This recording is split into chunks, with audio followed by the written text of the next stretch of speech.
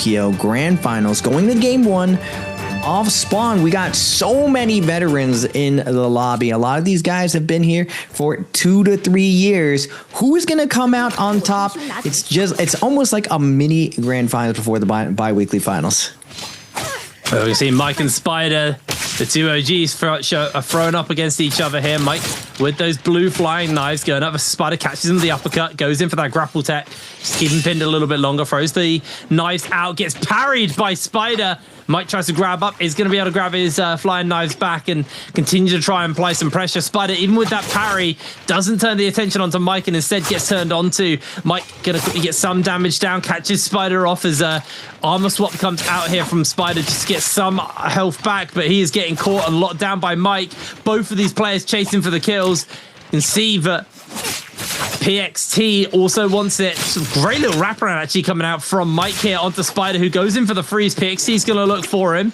Spider's able to drop down, use a bit more scale rushing just to break away, but he's caught on the rocks. He's trying to make an escape. Onto the roof he goes. Again, he keeps getting caught on the terrain. Can he find an armor swap? That may be what he needs to try and turn this around. Onto the roof he goes. Mike continues to assert pressure and chase onto him. Spider gets inside another building as no one has a ranged weapon to lock that final bit of damage onto Spider, although he's got to be running low on grapples. It's going to be the same here for PXT. Spider continues to run away. He hasn't found an armor to swap into though at all, as he's finally being chased, finally being pinned. There he goes. Mike secures the kill, and now PXT is going to look for Mike in this fight in the 1v1. There's the knock up. Once again, Mike catches him with the same tech as he did onto Spider. Mike gets PXT incredibly low here with the flying knives and finishes that one off nice and easy. 2 kills for Mike. Wow, wow, wow. The knives omnidirectional coming in big right there. Mike able to lock down Spider every single time he double jump with that one charge focus facing the air. And now we're going to get 225, CDY, and Arano in another 1v1v1 situation. Arano being chased down right now by CDY, or Panda Man, as we all love and know him. Arano be able to get one heal off, able to cut the corner, go back down, try to find an armor swapper now. Gonna go back up top again. Their third player is going to be coming in right now. Ron's going to make his way out, do a little bit of a wardrobe train, switching over to the staff. He's going to use that edge of the roof to pop a heal by 225, staying on top of them with Shaw lurking and joining the fray. CDY trying to hold on to Arana, but it looks like 225 just sitting and camping for the double back. And now Arano down to the last hit situation. CDY is going to clean it up with a clean pistol shot, and now 225 in the middle of 2 Shayos. It's going to be backing off on the Syra. A little bit of fadeaway bow shot. Wait a second, Shaw, get out of here. You ain't following me. Nice stagger from that bow shot. 225. Look, at starting out the day very, very stylish, though, with only white armor. Is going to be trying to get away, and CDY loses track of him, but gets hit in the side of the head by an arrow. And now OUG's Mike joining the fray. He's already up to 2 kills. CDY wants to reset here, but the F from Mike is going to put him to the ground, both of them with no combo break to his name, but Mike doesn't want to overinvest right now, wants to set up for that first realm of Yang. Just was checking out the vibes, you know, pick up a couple kills. 2 off spawn, though, is ideal in solos. Yeah, it's a really nice start there for Mike. Obviously, now running the purple dagger as well, so himself a little bit more of a stronger weapon. As Chuz running around purple armor. Hasn't been able to find himself a purple weapon yet, but still pretty comfortable here on the Lani. Spider, fresh off that respawn after getting taken out nice and early, has found himself in a fight here versus Chuz. Still has the freeze available and that ultimate if he needs to play the escape game. So Chuz going to struggle to kind of keep on to Spider here, as he's just going to quickly grab himself a bit of goodies, refreshes that armor, and now fancies his chances versus Chuz once again. He pins him against the wall, gets a little bit of damage off there. Both of them looking for that parry action. Chuz gets hit by the vertical, as now Spider loses a big chunk of damage to those halberds. They just strip through the armor. Spider armor swaps again in the middle of that, jumps back in. Armor swaps into gray armor here versus Chuz. Not sure that was an intended plan, as Chuz just continues to absolutely wreck him on his armor front. Spider trying to get an armor swap back into that blue once again, goes to the freeze. CDY's in the area. here. Spider's going to throw down his ultimate, gets the freeze onto Chuz, comes in for a bit of burst, doesn't get too much, but catches him in the uppercut. It looks like a bit of an infinite action breaking out here. Chuz frozen again, and Spider doing so much damage to him. Chuz is able to heal back up, and now he's putting some damage down. Spider gets hit by the ball once again. One more charge of that ball is going to look to land onto Spider. Doesn't make the connection. As now Spider now trying to get a pot off. Isn't going to be able to get it. Batters Chuz off the roof. As both of these players just going to go for the reset in the middle of the fight. Ultimates have been used. Spider just going for a couple of range shots. Doesn't get the full armor pot off where Chuz does. Hasn't got his health all the way at full though. Spider now maybe thinking about just making a run for it. Deciding to cool this one off. Switching to halberds away from that longsword. Chuz continues to apply pressure, tries to catch out onto him. Spider, is he going to catch him? No, Chuz catches him with the halberds first, looking for the blocks, not going to make them happen. Parry's not coming out as Chuz is just repeatedly destroying Spider's health bar. He is so low. Once again, another armor swap comes out from Spider. This man has had infinite armor swaps this fight. Scale rush in onto Chuz, tries to catch him off. There's the F out from Chuz, and they're going to be jumping into the zone. Catches him with the uppercut as now Spider looking for that scale rush. Doesn't make the connection onto Chuz. He's trying to make a run for it. Continuing chase from Spider, but Spider's health bar is starting to go low. He needs to go for the pop. Is going to be able to get it. Chuz healthier on that front. The Spider, I think he's actually just calling this one, but it looks like Chuz not done with this fight. Spider's still just trying to make a run for it as Chuz is continuing the chase. This fight is just never ending.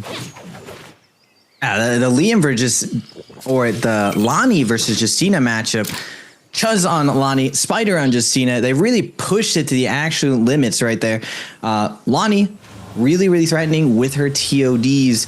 A little bit of a misstep from Spider. He didn't realize that Chuz had the Vulpine Essence. He got him to 1 HP, popped him with the fatal blow, but instantly Chuz goes back to full health. That 1000 HP heal caught Spider by surprise. And then Chuz with the interesting mix-up just keeps throwing blues into Spider, baiting out the parry and grapple canceling repeatedly, really exposing one of Spider's main lines. He's very stubborn that once he has his mind set on something, he's going to keep going for that parry over and over. Same thing with his lighting and dodging. It seems that Spider wants what he wants and he's not willing to switch. Now going into our first realm of the Yang today, always Edward versus Wufang. Wufang's our previous bi-weekly winner is going to get that R&B off with a little bit of light attack. Nice catch right there, but Edward's going to close it up with an F2.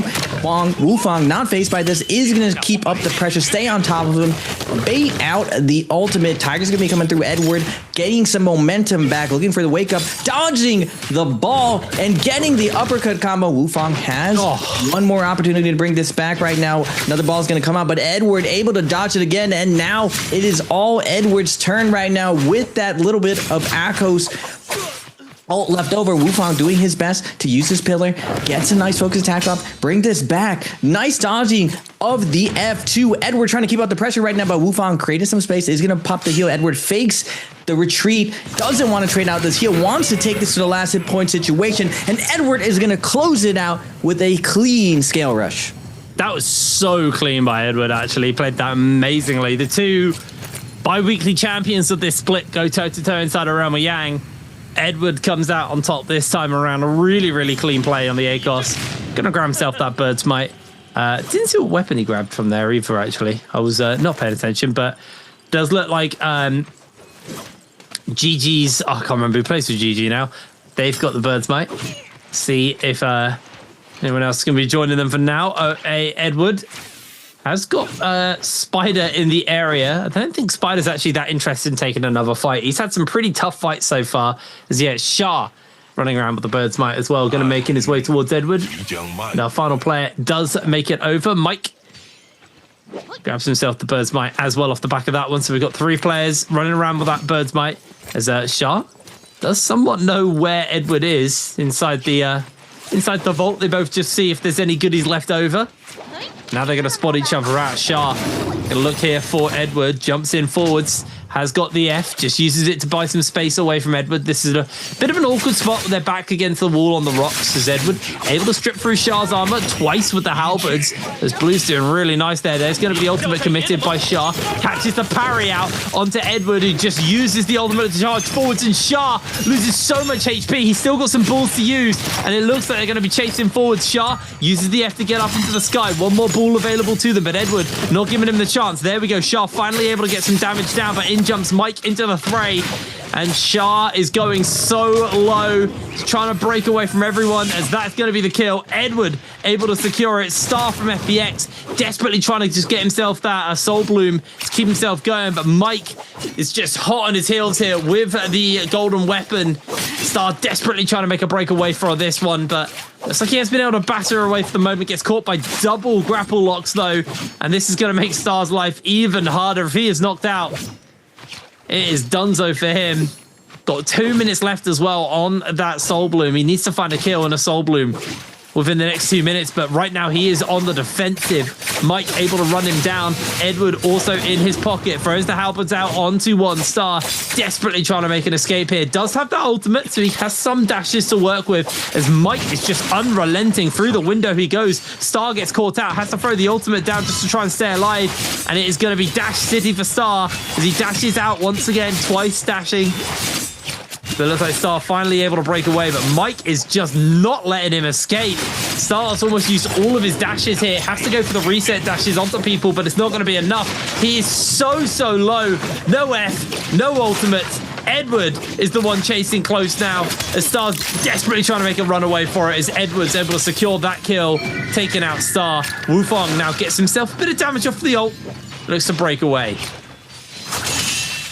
Mike's chase down absolutely merciless. Star in a tough position where he's chased down by both Yang winners, and Wufong is going to come through, pick up a big knife kill onto Mike, and now 225 keeping up the pressure on Wufong, but Wufong does not care. Immediately turns the aggression back to 225, even with the health deficit, staying on top of him. Gets the one charge. Now the swift cut right into 225's back to back right now. Burning through 225's combo break. And 225 forced to pop the cyber ult. Gonna turn that aggression back onto Wufong. Back and forth fight for these two. 225 is gonna opt out to heal himself. But now Shah and Mike coming back with that Vermilion's buff. Rez, they are both at full health. Gonna be checking out the vibes right now to see if anyone has gone very low. And it looks like Shah with that gold pole sword is not gonna let 225 reset. 225 with the purple dagger, though, doing a good job of getting max range, getting enough distance, and he's going to pop one heal off. Wufong sees him in the distance, and down to 18 seconds. He needs to find this kill right now. Unfortunately, 225 has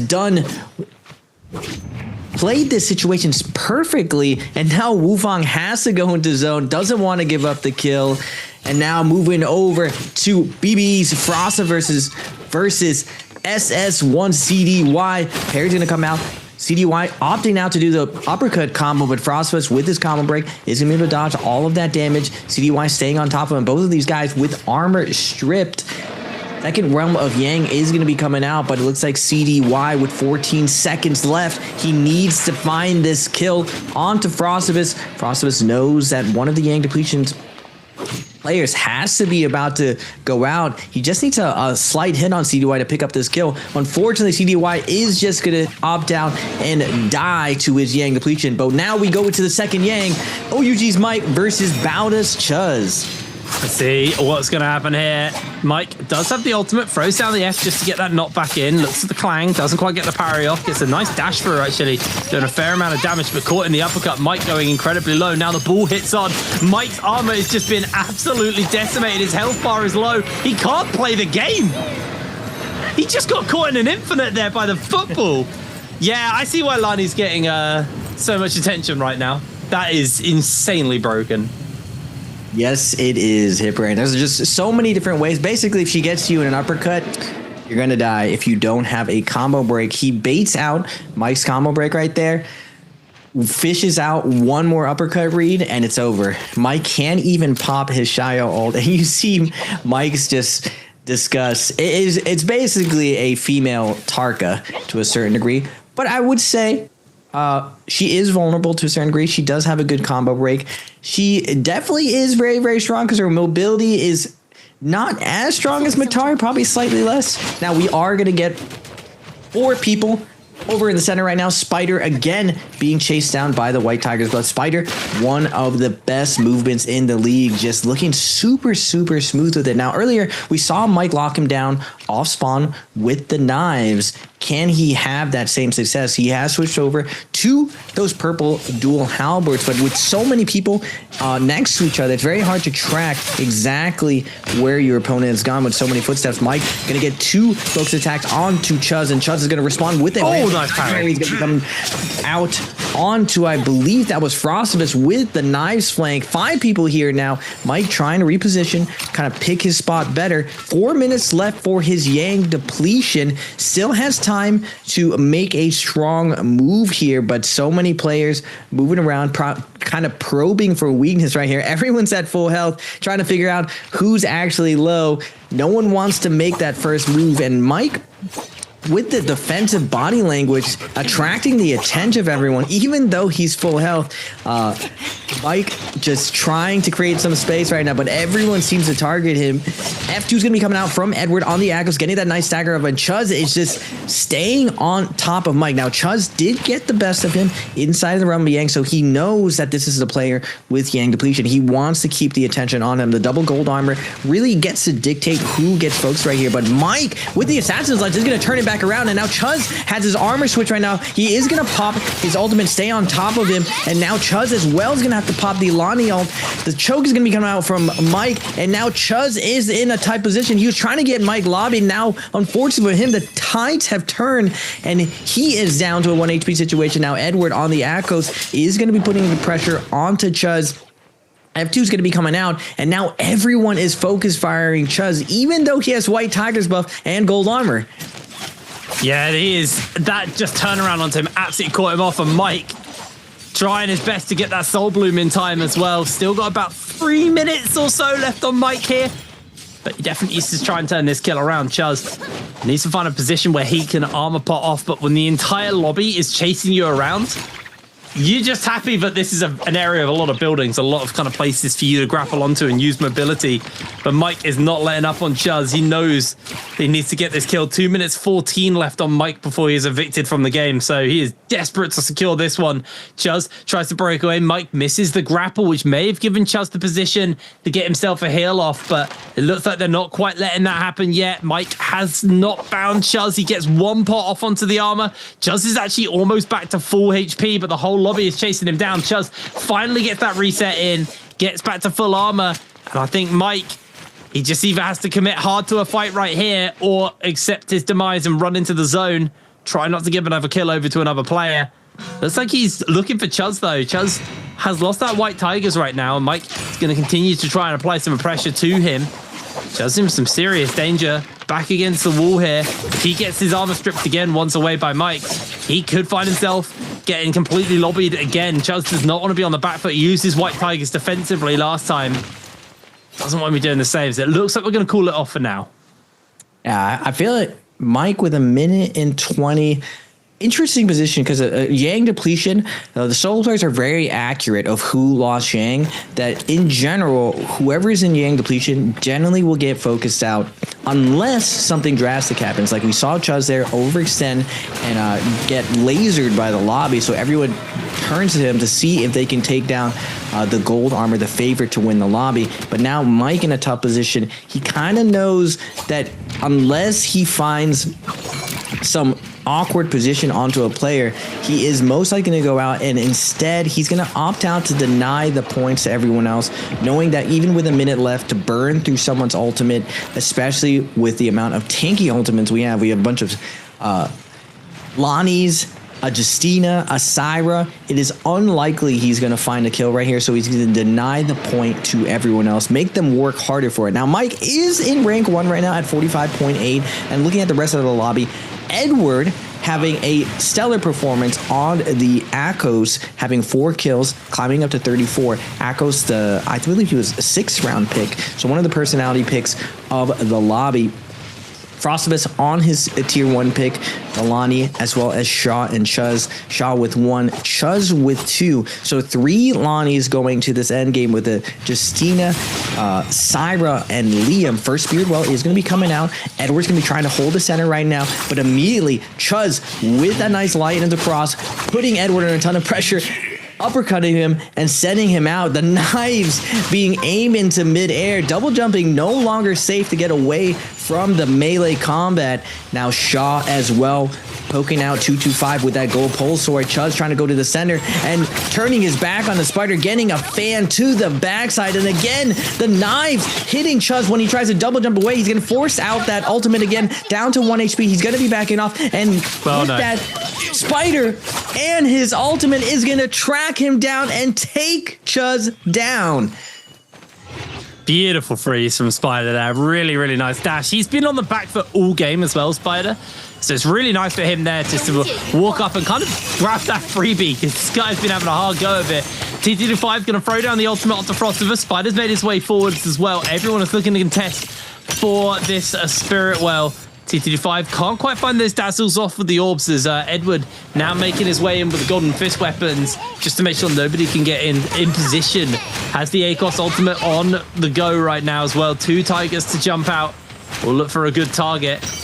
Although no one seems to be contesting Edward right now. Although, here we go. He's going to be able to pick it up. Frostivus steps forwards and eats the Tiger to the face. The ball catches him as well. He just jumps away. Doesn't want anything to do with that. Edward still has 1 more charge of his ultimate. Also, it did refresh because he picked up the Spirit Well. So he's not the Spirit Well. Yeah, Spirit Well. So he's sitting quite pretty right now. Edward with the gold armor and a gold fist. He's open to MVP this round. Remember, these guys get a little bit of extra cheddar for getting the MVP rounds for the day. Edward feeling good for his first round and gonna have Frostivus, Frostivus into the moon vein. No, the jumping LMV staggers him, and Edward is able to pick up his 5th elimination, climbing up to 35.5. Big round on the F2 Akos with 225 on the Syra, looking buddy with him. Considering there are still 2. Wait. Both Lonnies have been eliminated. The triple picks getting withered down. Arano, one of the last Liams landing. Now, normally, when there is a triple pick in the lobby, the 3 characters usually bully the lobby, but with 2 triple picks, 3 Liams, 3 Lonnies, both of these squads end up whittling each other down. That the 5th and 6th round picks, Justina and Akos, have been doing super well. Now, Edward able to, I hope they go back and check out a couple of Edward's Yang fights. I know we got to see one of them, but closing out this solo day, Edward keeping up the pressure, choosing one of the Lotties, forcing out the ult of Shaw. Shaw now with 2 charges left, going to stay on top of Arana, but Arana wants no part of this, doesn't want to hard commit his ultimate yet, really wants to get to this heal off situation, but the aggression from Edward with the buff. F2 is going to be coming out. He overholds the F2, but Shaw using that ball, able to armor through that situation and scale rush out of there. Now Shaw making his way scale rushing through the windows. Nice movement from him, able to cut the distance, but the zone is just doing so much damage. He does find a little bit of a pocket here, but Edward catches him in front of him as he picks up the heal, and now Edward down to the last hit point situation. He tries to take away the kill from Edward, but again, Edward pits another pickoff with the Mystic Might. He's able to track him down and secure that 6th elimination. Edward looking really scary in this game. The ACOS has been super impactful. Only 4 players left in the lobby, as it looks like Spider could be the next target here for Edward. Spider will have that ultimate available, and it's going to make his life a little bit harder, especially with the freeze that can come out here on that Justina. I think for now he's just going to play it a little bit more chill, a little bit more relaxed, as TT25 now potentially under a bit of fire. Edward looking for a scale rush onto him, doesn't quite hit. TT25 with the golden pole sword will be able to do a fair amount of damage if Edward steps forwards. Looks like he's just playing the evasion game right now. Edward is the one on the aggression. loses a lot of armor to TT25 here, looking for the parry, doesn't quite make the hit here. Throws down the F, doesn't make the connection on to Edward, who's now just going to go for a pot. But if he gets caught out, it's going to be really dangerous. Arano and TT25 now going toe-to-toe. Spider decided not to apply pressure to Edward, who has been able to safely pop back up to full armor. TT25 hasn't been able to do the same himself. He had Arano jump into his pocket. There's going to be the ultimate committed here from TT25, just trying to get a bit of additional damage down onto these members. Arano potentially getting caught here, dazzled into the zone, loses a lot of HP. Another orb comes out as Arano's been forced in, getting very, very low. If he tries to step forward in the wrong position, he will just get dazzled, jumps forwards and finally joins back into the zone. TT25 is just going to get caught inside the Pokeball, and I think Arano's going down. TT25 is low. Spider's able to secure the kill, and that's him versus Edward. Spider has his ultimate. Edward, same for him as well. Both of them stuck in, but great parry comes out from Spider. He looks to grab the golden weapons, but actually ends up dropping his pole sword, which is just going to be available for Edward to grab if he wants. Spider now potentially caught in the infinite. Edward has his ultimate. Spider has his. He's going to throw down the freeze. Can he actually get the use? No! Edward just keeps him locked down in the crowd control and gets himself that kill. MVP to Edward. Wow. Edward is smirking right there just because he caught Spider lacking back to back right there. Now, normally when you pop your abilities, you get a little bit of a knockback right after you. And this way you can kick it off. So fight for both the puzzle, but also everything else is going to be up for grabs. Edward has got control of a ballista if he wants to, but I think right now it's more about grabbing all goodies he can. Puzzle looks to go get solved elsewhere as Mike and Shah are going to find themselves on the frozen lake. Mike with the blue armor. Those fist weapons is just going to look for Shah. Shah has no armor, but it looks like Mike may not have armor for much longer either. Shah's able to completely cut through that. The dazzle comes out, doesn't make the connection here onto Mike. Mike tries to dash back, gets onto Shah finally. Dazzle goes down once again. Mike is not going to get caught by it. He's just continuing to try and put some pressure out, but both these players actually very, very low. Mike had the advantage with the fact he had armor, but Shah was able to just nunchuck through real clean there as Mike goes down early. Shah able to steal the blue armor away from him. Nice opener there for Shah.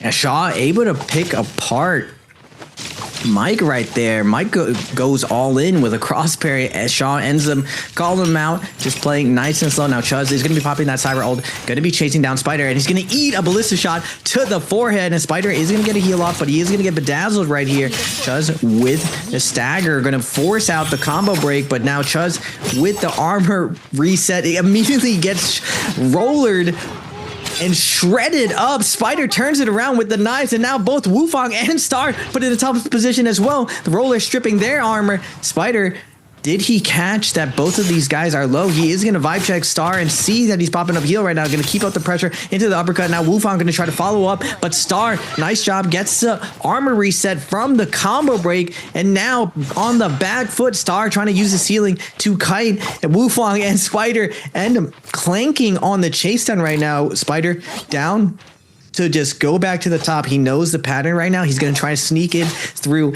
and steal that gold weapon, but we are going to move over to Shah versus Arano on the flat ground right now. Shah able to get the armor reset. Arano with the stagger on the top.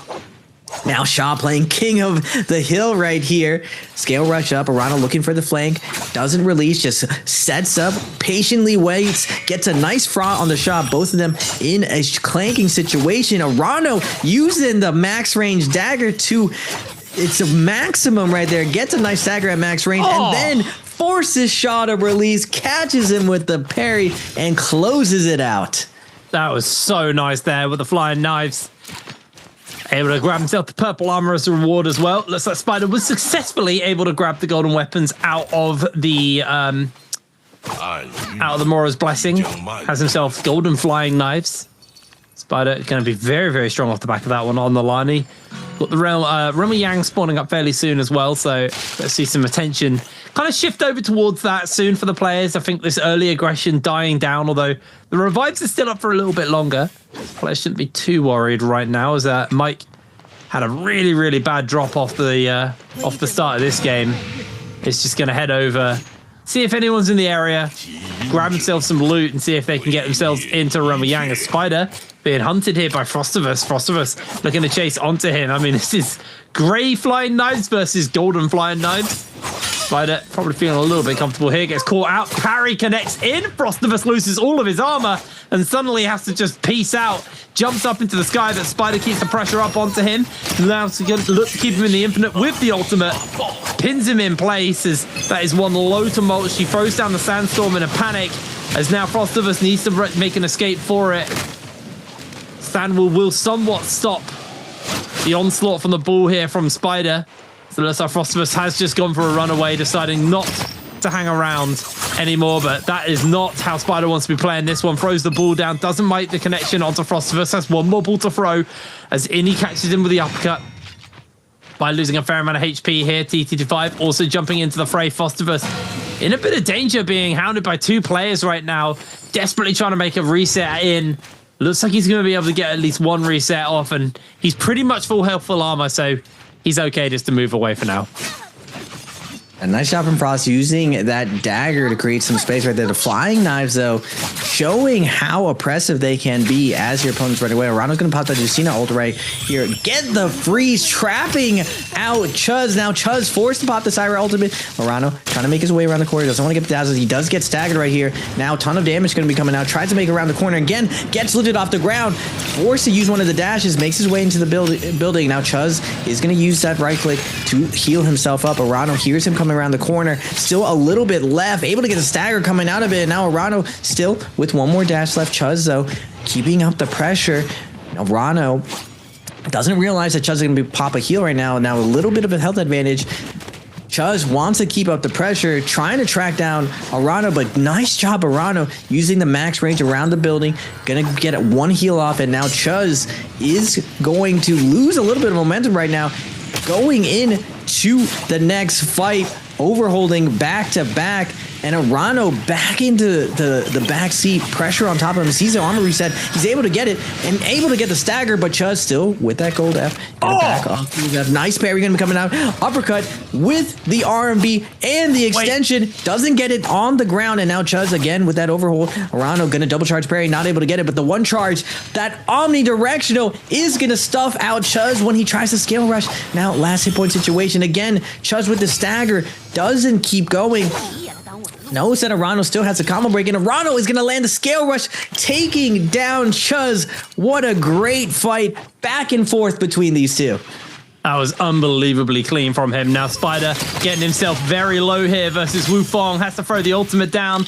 Gets the catch onto Wufong with the first ball. Jumps back in and it's going to take this opportunity to get some healing done. Finds some space as Wufong continues to chase forward. Spider throws the ball just for a reposition here. It looks like both players are going to be able to get a full reset off. I wonder if Spider's going to full send it and jump back in. It looks like he is going to continue to apply. Does still have one charge on his F, or his ultimate even, sorry. He's going to throw it down. Does catch in, and Spider just immediately joins Mike inside the Realm of Yang. The two most hyped players in all of solos in NBPL are going to be going toe-to-toe. Mike versus Spider.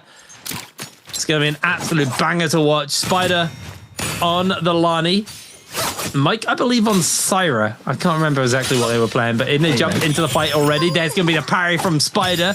Going to be a blink out there from Mike. Doesn't quite catch the dazzle off. Those flying knives are doing so much work, forcing the ultimate out here from Mike. Spider gets caught by the dazzle as he is just locked down, just using this pillar to evade and getting caught from the Syra. The best counter to in the Realm of Yang is just hide around the walls, but Mike able to connect in with the orb and just continues to hound the damage down onto the Spider. He's going to heal himself up a little bit more as now it's Spider's turn to use the ultimate. Ball's coming out. Mike trying to break away. Does catch on. Dazzle goes down. Doesn't make a connection. Still got one ball left to work here from Spider. He's going to just blink away. Mike's playing the evasion using the pillar. As both of these players looking to go for the escape around away from each other. That's going to be Mike getting caught up by the ball, and Spider's going to take this opportunity to finish him up nice and easy. Very, very close fight here as Wufong and Edward is in the next Realm of Yang. Wufong making quick work with the grapple uppercut, but wait a minute, Edward has a little space, gonna make his way over the pillar, try to play some top game onto Wufang. Wufang loses line of sight for him for a second, but the dual Halby is just so much momentum. Wufang keeps track of him, doesn't let him get that reset, and that Xiaoyou with that ult, it's just free tech chase. I've always said, like, if you want to learn how to chase people with light attacks, Xiaoyou is a great character to pick on, just because when she has her shield up, you pretty much can't proc her at all in that mirror matchup. Now, on the outside, Yang depletion situations going down. Mike, with 3 minutes, 40 seconds, needs to find a Soul Bloom. Spider did get the best of him. The two goats locking horns, going at it. But now CDY just around the corner is going to eat back-to-back one charge with the knives. Wait a second. The verticality comes into play again. Mike so accurate with these knives. Just makes quick work of CDY with 3 one charges. But the difference is knives can hit you from any direction. It's omnidirectional, and there's so many situations that are very, very awkward that you just don't realize. Edward with the fadeaway, right click, arm beat. Now Pace and Edward going at it, and a lot of people don't realize that Pace is also one of the best duelers within the league. He makes up for a lot of things by his fighting ability, but is it gonna matter versus the Lonnie TOD's? Pace just goes in the clip, goes in the montage, and Edward makes quick work of him. That combo of flying knives and Lonnie is actually not okay, man. It's so brutal. You just get locked down real hard. Is now Spider taking himself a fight here versus TTD5. TTD5 incredibly low, actually. Spider able to strip through that armor. We do see another player join into the fray.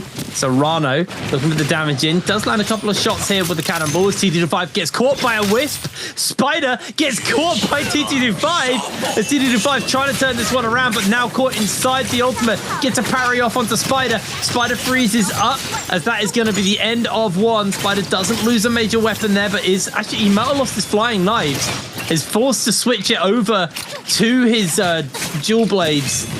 I think that was a bad parry for Spider here, unfortunately. Now desperately trying to re-grab some level of control here as Edward trying to deal with him, but Spider, that is going to be the end of his bird's might as he is sent packing. Does he salty run back it because he wants to grab his weapons? It actually looks like he is. I think he's coming back. Yeah, Spider, he wants his flying knives back, man. He is after them as Edward is going to get taken down. Wufong's able to grab it. Spider jumps back in, but loses half his armor immediately. Wufong continues to apply pressure. Spider now just going to play the escape game. That salty run back could have been very costly for him. Switches to the dagger for the movement. Looks like Spider has been able to escape. Plumed, a very hard location to catch people if they don't want to be caught. Yeah, the main castle right here, infinite kiting spot. As long as your movement is dialed in, which all these pros are, and you have a dagger or dual blades / dual halbies, you can get away pretty consistently. Now looking at the overall leaderboard, Spider 3 kills after that first run of Yang. Arano with 2. Now we're going to a replay of 225 versus Pace. Pace with a drop down parry, forcing out the combo break, but immediately 225 still keeps on the aggression. Pace does not care, sending out the double charge, but nice cancel with that scale rush. Popping 2 of the shields immediately onto Pace, but Pace keeping up the pressure, fading out, gets a nice stagger, tap dodges out. All shields are going to be gone, but we keep those based up right now. 225 is going to throw him up, get that focus attack against the wall, keep up the pressure. We still have one more choke left right here, but the uppercut combo is going to be a committed animation. Pace is going to get scooped up and captured by 225, throwing him in the air, making quick work for him. And you see just why Liam is still a staple in the solos meta. He just hard counters Xiaoyou. Xiaoyou very, very impressive in the 1v1 because of that shield banking. And we're seeing again, Star finds the Xiaoyou, keeps up the pressure, and even though she shields up in the ultimate, it doesn't matter. The ball ignores those situations, and if she ever throws out one of her animations, she's locked in it and is super easily to capture. Now we are going to get our second Rumble of the Yang. It's going to be Arano versus Spider. And I always tell people, do not sleep on how good Arano is. Well, let's see if he can make this one work. Spider won his last Rumble Yang here. Gonna go toe-to-toe, catches the knock-up here. Rano, not gonna get too much off there, just throws down the F. Spider, still holding his ultimate and playing the aerial game right now. Rano just kind of playing defensive on the ground. Spider just going to run away, catch himself off, looking to break away from those cannon shots. Does eat a cannonball to the face, though, and Naraka able to get that one off is nice, but there's going to be the parry, looking for the freeze down. Spider with the dagger, just trying to make this work. Naraka, again, flying daggers are going to be huge here. Spider's lost so much HP, has got himself the ball, misses the first shot. Both players just going to pot up behind the pillars and get some healing done. Looks like Spider was able to get an extra one. Does hit the ball here onto Naraka, as Naraka loses a fair amount of HP. Still got one charge left on that ultimate. Catches it onto Naraka. Naraka gets caught here, loses a lot of HP, but there's going to be the freeze onto Spider. Spider's able to F away to combo break out of that one as Naraka still low, and that's going to be Spider securing the kill. A slugfest from these guys, just non-stop blues right at the end. Speaking of blues, 225 and Mike going to be going out. 225 fade away, gets that focus attacks off. Both of them go for the scale rush. Mike opting to back off. 225 again, throwing an ill-advised max range R&B focus, but Mike is able to pick it off with that parry. Now, again, off the focus attack, Mike does not flinch, just follows up, walks right through it, and gets the uppercut combo onto 225. Surprise, surprise. No one backs down anymore from the pressure. So many situations. A lot of people have tap dodge habits in the past, trying to reset, space out. But now all these pros just immediately force the next decision, force the next Boyi gambit, just putting everything on the line. And Mike guesses correctly again that 225 is not going to throw the follow-up focus attack. He just walks right through the completed focus attack and immediately staggers him.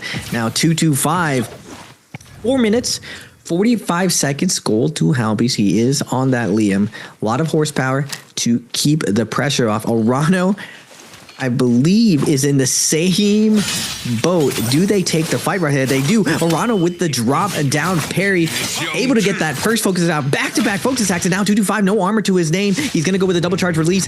F is going to be invested by Orano. No combo break for both of them right now, but the ball is up for 225 against the corner. He gets that first release into the double charge, or the single charge, and now Justina with the ult pop. He is going to trade out a heal. One more grab to 225's name. Datsu's going to come through in the overhold again. 225 with the double charge release is going to throw Orano into the ground. Gold dual Halbies, scaling up that ultimate, doing so much damage, and Orano is going to fall. And now one of them does get to survive the Yang depletion situation going into this endgame.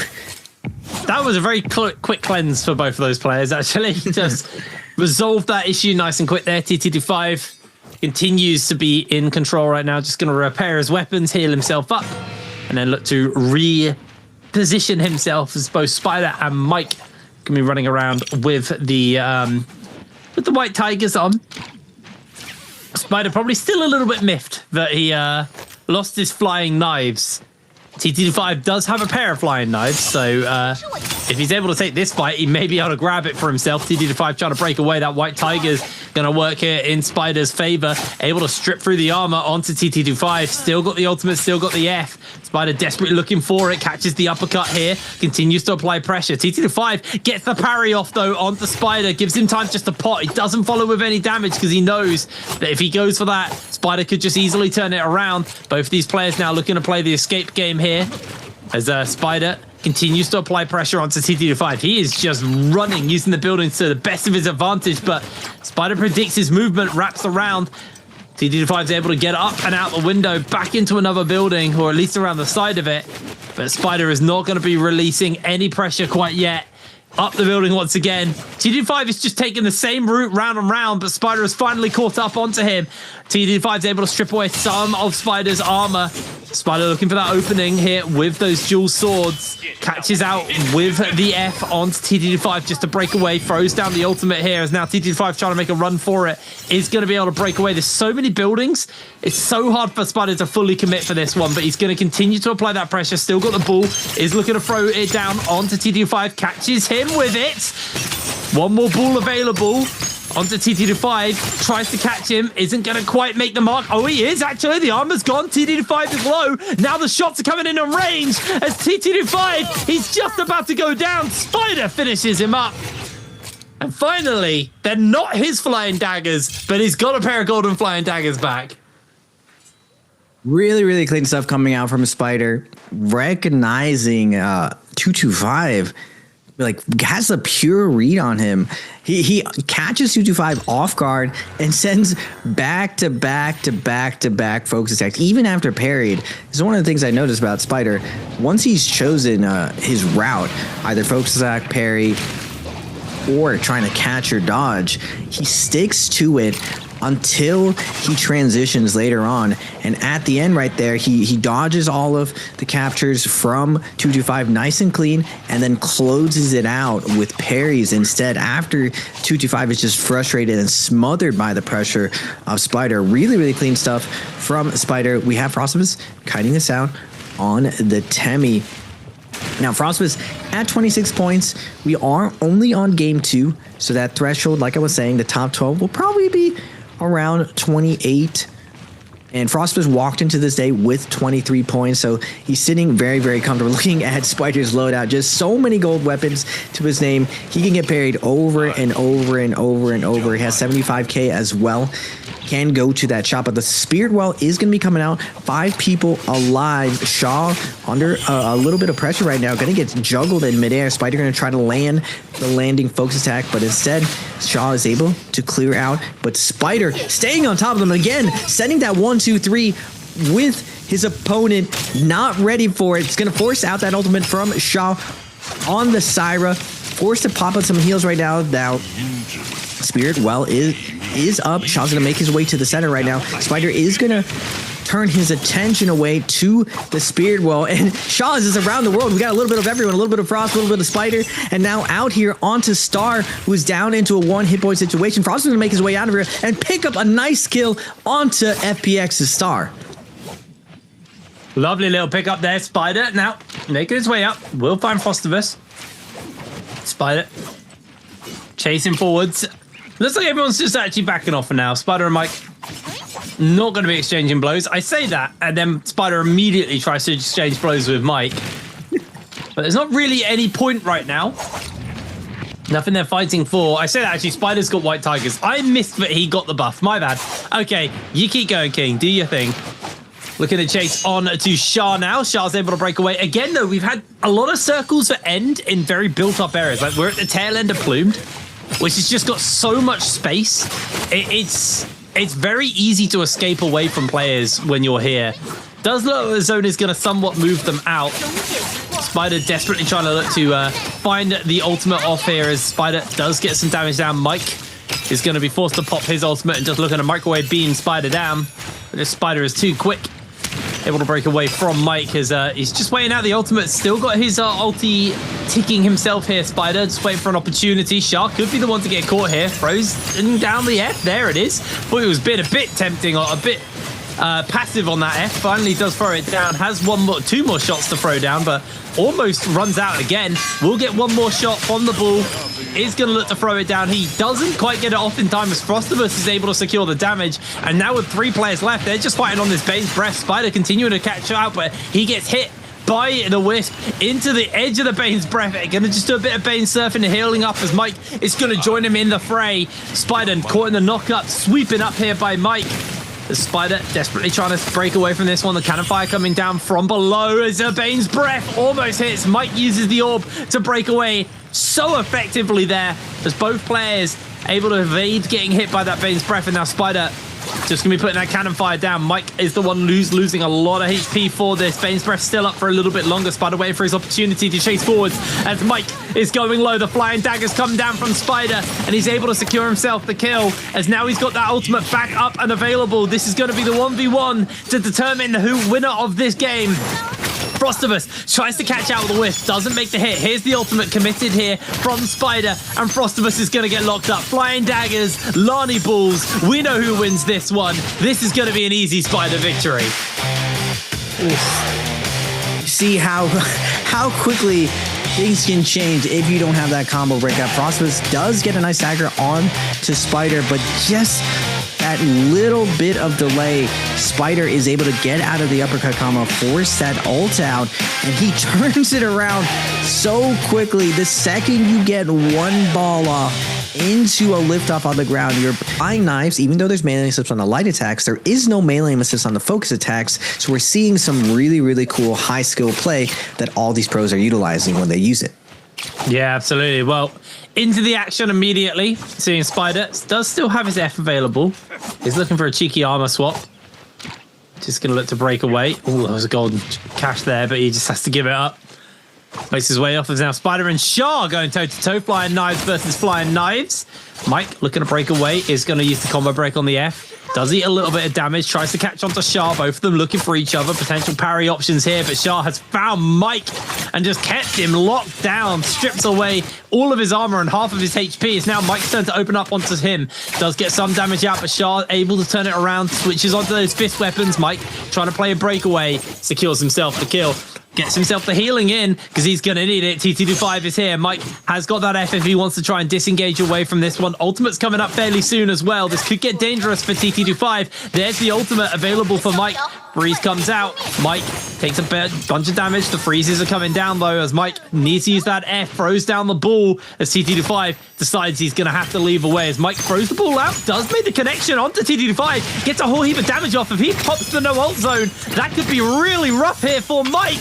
As they're going to pop it. Balls come down as there's going to be the freeze. Mike's able to get some armor back, though, in the middle of this. The Halberd's able to strip away Mike's armor.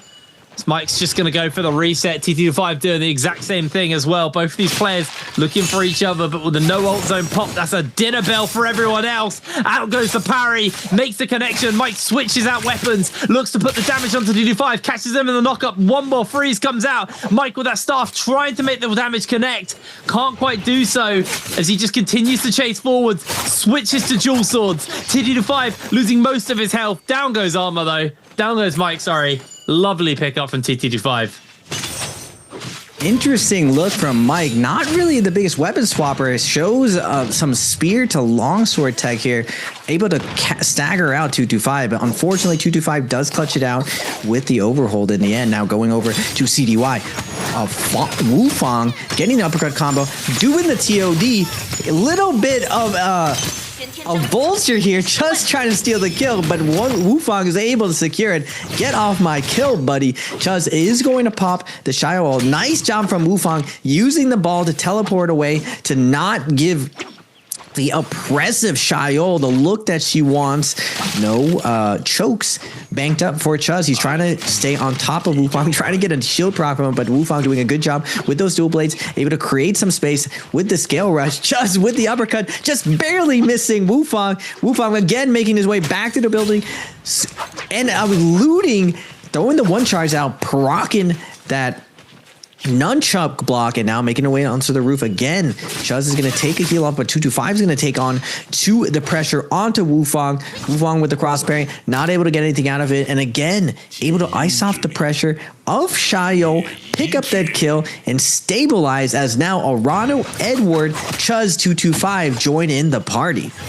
Yeah, it could have been a very dicey third party, but luckily are able to break away. But Wufang, now fresh off a reset, is actually feeling pretty comfortable to keep the fight going. TT5 has got that freeze back and the ultimate available as well, so it's going to be a little bit harder as Wufang continues to apply pressure. TT5 has the whole lobby chasing them down, throws the flying knives out onto Wufang just to get some damage down, comes in for the freeze. Now they continue to try and make the breakaway. Parry did come out actually there. TT5 just going to throw the ultimate down. Get this as a pot opportunity, but a lot of range attacks coming in, able to armor back up. Wants to hold those dashes in case an opportunity to go for a kill presents itself. Throws out the flying knives one more time. Healing, they only got one more dash. Are they going to be aggressive or defensive with it? It looks like the answer is onto Edward. They go, but they miss that dash. They get some damage down, stripping his armor away. Looks to throw some knives out, doesn't quite make the connection. Wufang tries to go on to TT5. Edward now feeling comfortable to go for a chase. Does still have his ultimate here to work with. Freeze comes out from TT25. Edward waiting for those dashes. Can't quite find the opportunity, but he loses a lot of HP. He's knocked into the zone. He is going incredibly low. He's going to be able to get a Soul Bloom off and just about heal in time. Get some damage onto Wufong off the back of that one, but Wufong has the advantage on the health and armor front here. Flying Knives come out. Edward is low, and I think Wufong should just be able to finish this one up. They are clanging off each other. Chuz is looking for the kill, and that's going to be a Rano with the pistol from downtown, stealing it away. Wufong is now low, has got that S coming up. He's going to be able to use it to break away to safety. He may even actually try and throw the balls out onto Chuz. Chuz is going a little bit low here. Wufong needs to make the escape. There's going to be the block here from Chuz. Wufong, I think he's just accepted his demise as down he goes. Arano again with a pistol, stealing it away though. Nice job from Arano to steal that kill. He is going to pop that Cyber ult, and now inside the Shadow, Chuz is going to be in a tough position. Now, they did change how the Shadow does interact with Valda and Syra. It's not as much of an advantage, and it is still technically early Shadow, but they have to be careful right now. The max corruption is going to be coming up where Arano will not be able to heal. He is going to be making his way out of this, cutting to the right, and now Wufong's going to be coming back in to battle it out with Edward. Edward, though, is going to pass him and immediately keep his eyes on Arano. Arano does have that purple armor, though. Now moving over to CDY and Mike next to a no ult zone. Mike with a 1-2 is going to go for a 1-2 parry, but CDY is not going to bite right there. Keep up the pressure, though. Nice roll coming in, but Mike getting a ton of chip damage, and that double charge is going to come out, evening things out right now. CDY with the grapple cancel, keeping the pressure onto Mike. Now Mike wants to ice off. Reset right here, take a heal, set up for that Realm of Yang. And now with the heal up, back to the action right now. CDY, max range 1 charge. Mike gonna keep up the pressure, but CDY doubles down, throws it back to back, and now Mike responding. Both of these guys just throwing 1 charges back to back to back. And CDY with the pistol shot, not able to land the shot. 225 doesn't catch that. Mike is down to 1 HP. Whew. Mike, Bob, Weave, get out of there. Able to dodge and reset right there with just a sliver of health. Now going into that first Realm of Yang, we are going to get CDY versus Wufong. Wufong was obviously able to get back to his Karen and grab that purple armor back off his corpse after getting taken out inside the zone. Now going up here versus CDY, both of them looking for the exchange here. CDY not getting to use that ball yet, but getting caught by the ball in response into the throwing knives. Another ball could come out any second now, waiting for the opportunity to land it. Doesn't quite make the connection. There it is. CDY gets caught again. This combo is horrible, but CDY is able to catch on. It's going to throw down Wufong, who still has 1 ball to work with. Is he going to be able to get it off? Looks like he's trying to. Doesn't quite connect onto him. Throwing knives come out. CDY, believe still has 1 capture left for himself. Dual halberds only kind of just about clip onto Wufong there. Not going to run him too low. Just knocks Wufong back. CDY able to climb up that pillar. Both players potentially looking for an opportunity to turn this one around. There's going to be Wufong with a massive charge from the halberds. As now it looks like CDY catches the uppercut to Wufong. Wufong going low, repositions with that combo breaker. Once again, though, but CDY with the outplay. So clutch.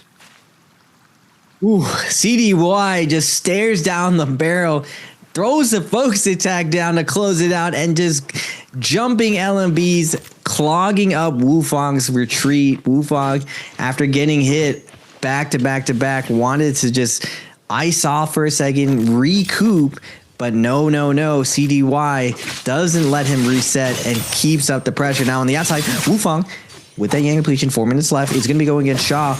No armor left to his name. Shaw able to get the stagger, forcing out the combo break. Wufong going to pop the ultimate. Shaw, nice response, going to pop his ultimate, dodging the first ball. But Wufong with the teleport going to get some nice juicy damage and a heal off from that ball to close out the end of his ult. Shaw coming in, is going to get that stagger and catch Wufong, committing to an animation, capturing him, throwing him into the zone, and now trying to trap his way out of there. Gets a nice amount of chip damage. 3 light attacks in, sneaky, but Wufong is going to get the double charge, bringing it back, and the double charge again. This time Shaw is going to land the parry, but Wufong tap dodge at the last second. Shaw, a little bit of a hesitancy. No one wants to overcommit. We go to double charge scenarios back to back, and now both of them going to be exchanging heals. Arano lurking on the outside, waiting to see if anyone is looking very dire. It's all about the timing of when you come in to steal the kills. But both of these players going back to full health. Arano seeing the reset right here. There's still a ton of time. 3 minutes left for Shaw. He's going to go for the LMB. Looks for the uppercut. Combo breaks going to come out from Wufang. Again, round 2. Wufang with the focus attack, but this time Arano on the backside sees the situation, goes for the double charge, hits Shaw in the background, and now the gig is up. Shaw realizes someone else is watching right now. Scale Rush is going to come out, but Arano with the combo break, able to keep up the pressure, gets sent back, but Wufang is going to be coming in with the blind side of the flying knives, and Wufang does get the cleanse, Hit Brain. Oh, he just about gets the cleanse. He doesn't get the kill. I know he did get the kill as well. Arano's third party did not go to plan at all there, unfortunately for him. There was a window where he could have pulled the trigger, but he was a bit too hesitant. Now we're looking over at Star, Mike, and Spider. Oh, no, PXT. I don't know if Spider's in the area. No, he's not. Don't worry. That's going to be one already losing their revive. Mike doesn't actually have anything really to play for here. Doesn't have a revive, doesn't have a debuff on him, so he's looking just to break away. PXT, on the other hand, just seeing if there was an extra kill on the board for him. He's 2 kills in already, so he's not had a particularly bad start to this game. Looks like he's about to lose that bird's might, though, so decides that fight could go on a little bit too long, could be a bit too risky. It's now cutting over to another player. It's Spider with the debuff on here on the Temi. Just looking to see if he can find a kill onto Edward. Edward doing a pretty good job of breaking away. Spider's been able to absolutely rocket up the standings in this game, in these last couple of games. Currently sitting in 4th place. Feeling very comfortable with his current performance, although he only has a minute left to get a kill, or that is him donezo. So I think he's actually just calling it. I think he's decided that he's not going to be able to get a kill in the next 50 seconds. So he may just head over, although you can see where a bunch of players are. I guess it's last-ditch effort here for Spider. It's the do or die. 50 seconds left, throws down a Wisp, catches onto CDY, throws out the Sandstorm as well, as he is just looking to be a menace. Chuz trying to break away here, but Spider, I don't know if he's going to behind the damage in 39 seconds to secure the kill. Another Wisp goes out, doesn't quite hit. He can grab another Wisp if he wants, misses it onto Chuz, jumps back into if he can, but no, it runs out in time, and now Spider on his lonesome. 27 seconds. I don't think you were quick enough, my friend. I don't think you're going to be able to survive this one. 20 seconds for him. There he goes. Eliminated by Arano, who secures himself the kill, grabs himself a little bit of goodies from the Karen, and it is just a fight for the Realm of Yang here. CDY just pressuring onto Chuz. Chuz going incredibly low. Everyone wants in the Realm of Yang, but it's coming at a heavy cost. Luckily, at the temple, so they're going to be able to use that as a position to play escape and evade. So Chuz should be able to get himself a bit of a hail off here. Just like we saw in game 1, actually. Chuz gets chunked and then has the perfect terrain to escape on. Yeah, Chuz with a nice escape into Celestia. Again, flying knives. Temi, one of the stable picks in solos, but because of the flying knives release, I believe like characters like Faria, Syra, and Temi, all with combo breaks that send him into the skies, it puts him in a vulnerable position that even in the league, we're not seeing the counterplay come out for players to be parrying the one-charge releases of these flying knives. A lot of these guys are getting away with murder, just throwing out these flying knife beams, but they are in awkward positions where after years of Naraka, you don't really expect to get hit while you're in midair from anything that actually staggers or something that you can parry, actually. And now going into the Realm of Yang, we're going to get Mike. Oh, he's going to catch Wufang with a little bit of the oogliness. Back-to-back parries, the pole sword, and then the knives. Wufang goes double downs and keeps sending it. Finally slows down, but Mike again calls him out, gets a nice stagger. Wufang on his last leg. He still can bring this back, though. Wait a second. Mike, combo breaks in, come out, but back to back. Wait a minute. Wufang does it. He drops the combo, and Mike is able to get the ball out. He has a lot more charges with him. He's going to use that gold F for the ball to hold on to that armor. I held my breath for a second there, Hip Brain. Mike almost fell to the reverse COD, but luckily for him, Wufang's combo wasn't airtight, and he's able to get out of there and secure the deal with some consistent play for his own ultimate. It was a solid turnaround there from him. That was so many, just two back-to-back parries. was unreasonable, man. Really, really nice from Mike, able to secure himself that little victory. As Wufong now 5 minutes on the clock. Let's see if he can secure himself a kill. Oh, he's found PXT from Wolves.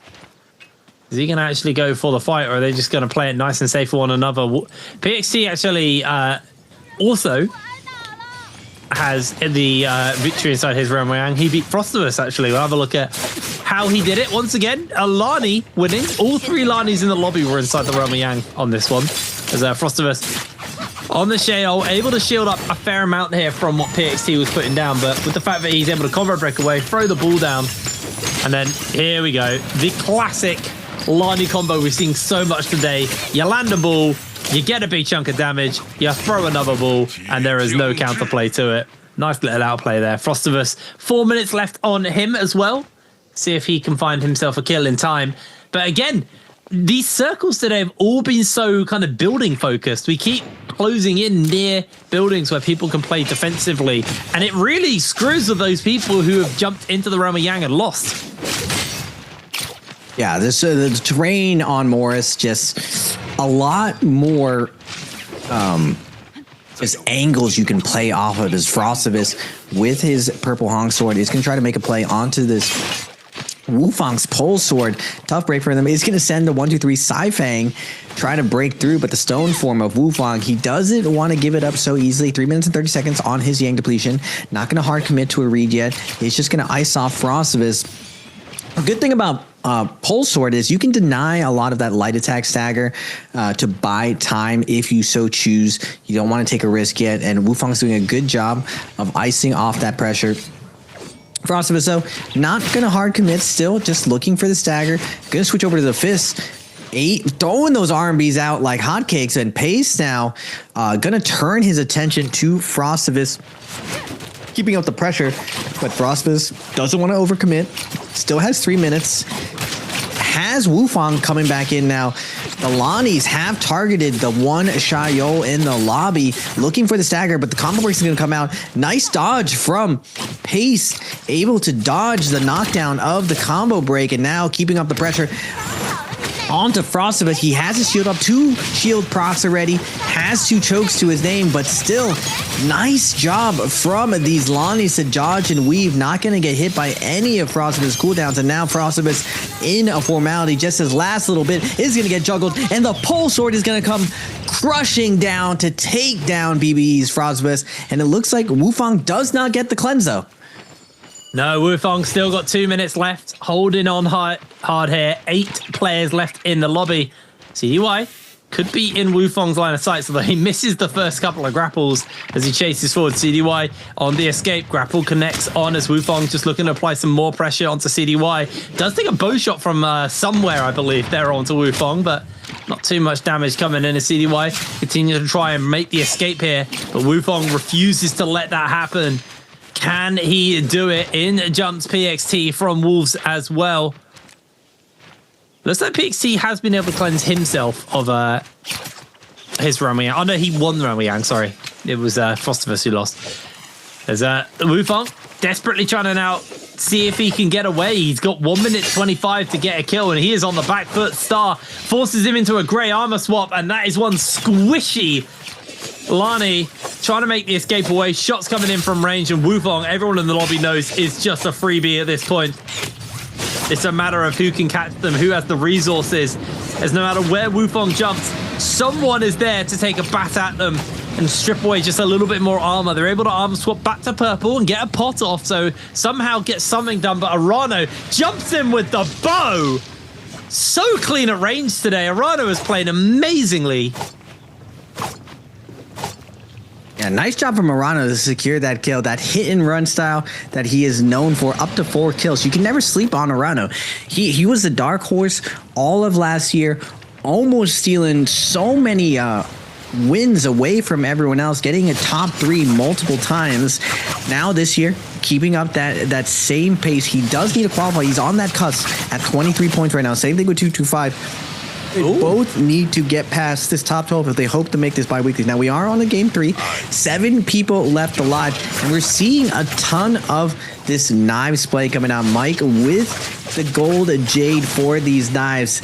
This Jade is absolutely insane. Now, this is not the buff knives that we are seeing in the current patch. This is even the tuned down knives. Even with that, this Jade is super powerful. He is going to get max range parry by Chuz. It was blue knives, so not the biggest of a deal, but he does want to be able to use that Jades, and Mike is going to still try to hold on to the center, but longsword beams coming out. 7 people for the Spirit Wall, so this is a pretty stacked end game going into this. Multiple people trying to go in. The Syra's fighting for it. CDY with this longsword on the side, on the Liam. Back-to-back throws over and over and over, going to force Mike out of there, and now Arana's going to be taking the center. On the Syra, you definitely don't want to give it to Syra in this endgame. Back-to-back ults as she goes into this endgame is so oppressive. She's going to pop the first one. Can she secure this 99%? She is. 2 ults going to be going to her, and now she's going to be chasing down Pace. We're going to put on a ton of pressure onto the lobby on the Syra. Yeah, it doesn't look like Pace is going to be able to go too far. Tries to make the escape away, but with their back against that zone, blinks out actually and buys some space, as it actually looks like they've been able to escape and evade away. Arano continuing though to chase forwards. Got that White Tigers. The bow shots are looking to come through from Arano, who's been so on it, as Arano actually gets hit by the ball from Alani. I think that was Star who threw that one out. Does just look to back off. Arano with those flying knives now, chasing up onto Mike. Mike really wants them back. Wants the knives back, seeing as Mike is running around with that moon shard. Golden Soul Jade for the knives in their inventory, but no knives to actually use them. Has got the dual swords to work with for the moment. You see somebody jump in after Mike. Mike able to buy some space, being chased down by Arano. Right, just trying to buy this out, knowing that White Tigers is on. Definitely gonna make his life harder. The Bane's Breath makes the connection onto Arano, and that should have just been enough for Mike to buy the safety he needs. Gets the pot off, gets away, but now he's the one clipped by the Bane's Breath instead. Needs to pot up once again. Will be able to do so. Another Bane's Breath onto Mike. He needs to stop potting in the open, man. He is gonna get chased onto by Arano. He was able to successfully escape Arano's onslaught, as now he jumps in, takes 2 Bane's Breaths to the face, and has to just pop back up, and Arano will not let Mike get the healing in. Mike tries to jump inside the building, is just going to be playing the escape game. A really, really silly mistake from Mike is probably going to cost him this game, actually. Now, Mike again, willing to just take the L, not give anyone the kill. Arano ends up targeting out one of the Lonnies. Doesn't want this Lonnie go into this last little bit with 6 people left alive. Arano really gets to dictate the pace. Whoever gets that Spirit Well pretty much gets to decide within the lobby who is going to be taken down and when, and everyone kind of has to get out of the way and try to steal the kills. Arano's up to 4 kills right now, 225 at 2, and Pace at 3. Now, Pace can steal away this MVP, so if Arano is paying attention, he's going to try to take down anyone he's in contention for taking his MVP around. He does find Pace on the Lonnie. It's keeping up the pressure. 225 knows that Arano wants his Pace down, and the knives are coming out. Back-to-back one charges into the back of Pace. Even with that max melee resist, he's getting whittled down to his last little bit. He's going to throw out the ball, get Arano stuck in a stagger combo, make his way around the corner, scale rushing into the high ground, but there's nowhere to go on the high ground. Players waiting as well. CDY is going to come in with the R&B focus attack, and now Pace takes to the sky. Accidental R&B is going to put him in a tough position right now. Arano with the double charge, not able to land it. Now getting around the corner again. CDY keeping up the pressure. He's going to come in with the jumping LBs. Nice jump stagger coming out from CDY, and now Pace is going to scale rush his way out of there. A ball is going to be coming out from the Liam of CDY. Back-to-back balls, not able to land it, but CDY is going to close it out with the jumping LMB, but 225 comes in, says no freebies here. Now, CDY, even though he got the kill, at what cost, as everyone else starts focus firing him instead? It really is. Who gets low is the one who just gets absolutely dogged by the lobby. CDY able to get himself away, but I don't think this pot's going to continue. That's going to be Chuz who then gets the kill. Then Star able to take away some of Chuz's armor, but Chuz able to get himself the Soul Bloom heal back up, as 4 players left in the lobby. Zone getting very, very tight right now. A lot of verticality to work with for all of the players involved. Arano there on the low ground. Going to get forced into the zone briefly. This loses a bit of HP. Arano gets battered back. Well, we got two Justina, a Sheol, two Cyrus, and a Justina in this game as Arano trying to escape away for the moment. Looks like our Cyrus are both kind of grouping up with one another, looking to control the lobby, but Arano losing a lot of HP, forced to throw the ultimate down, gets the dazzle onto Chuz, tries to get another dazzle off, but has got that immunity for a brief second. That dazzle now wears off as Chuz jumps up into safety, has to pop the ultimate. Arano is using a lot of their ult though. They're just going to use the last of their ult to heal themselves up. They're using a lot of HP in response. TT25 is going to immediately pounce onto Arano, strips away that armor. Dazzle to try and reposition comes out from Arano here as Chuz continues to apply pressure onto him. No ultimate, no F. Arano incredibly exposed right now, and this could be the difference between his MVP and not. Caught by a grapple, caught in the sky by the Shay ultimate, knocked back into the zone, and Star secures the kill. Anyone can take first place now off the back of that one. With Arano down, Chuz looking to control the area, doesn't have his ultimate available, only got that F to kind of knock back and force people into the zone. Could go for it here versus Star. Star's able to reposition and tap dodge away in time as TTD5 puts some damage down onto Star. That's going to be the kill on both of the Cyrus. Is this a Justina versus Sheol final match off here? Both of them very close to their ultimates being up, and that will be it for TTD5. He's going to be first to the punch on ultimates right now. Can throw it down whenever he needs. Has the freeze available. Is going to use it. Chuz is under too much danger right now. Dash comes through. Doesn't quite land the freeze down. Does get it this time. And that is TT25 taking the game and the first place. 225 with that gold stab and jabbing. Keeps up the pressure. Doesn't get the dash through stagger, but stays on top of it, waiting for Chuz to overcommit to an animation, and he gets to freeze off and the secure win. Personality picks. Game 1, Game 3, any of her animations, she immediately gets balled up and thrown and actually executed. Now, we are going to get off spawn. CDY versus Mike and 225. Now, the patch isn't live where you do get armor off spawn. So, Mike with no armor, going to be looking for that first piece of armor. 225 looking very, very stacked. Getting a blue armor, blue weapons already. Now CDY on that Syra. Remember, he did opt to go with Syra instead of Liam. Is that comfort pick going to be gambling out for him? We'll have to see moving forward. But at first, we are going to get Edward versus Paste and Shaw. Edward already losing a fair amount of HP here. Shaw continue to apply some pressure to him. Throws the freeze out, actually. Maybe that was a little bit preemptive for something coming in. Edward trying to find an opening here with those flying knives. Just going to take up Aerial, try and break away, put some distance between them. So it looks like Edward actually is just going to be playing the escape game. Dips into the purple bush for invisibility, and it looks like Pace actually just decides that he can't find Edward, so backs off, and now turns his attention towards Shah. Throws the throwing knives out, gets half of Shah's armor stripped away, does throw down another charge there, doesn't quite get as much damage out. Shah looking for an opportunity to use these dual swords, went for the block there, didn't connect onto that parry. As PXT doing his best to just throw knives out and be a real menace. Shah has to gray swap into armor.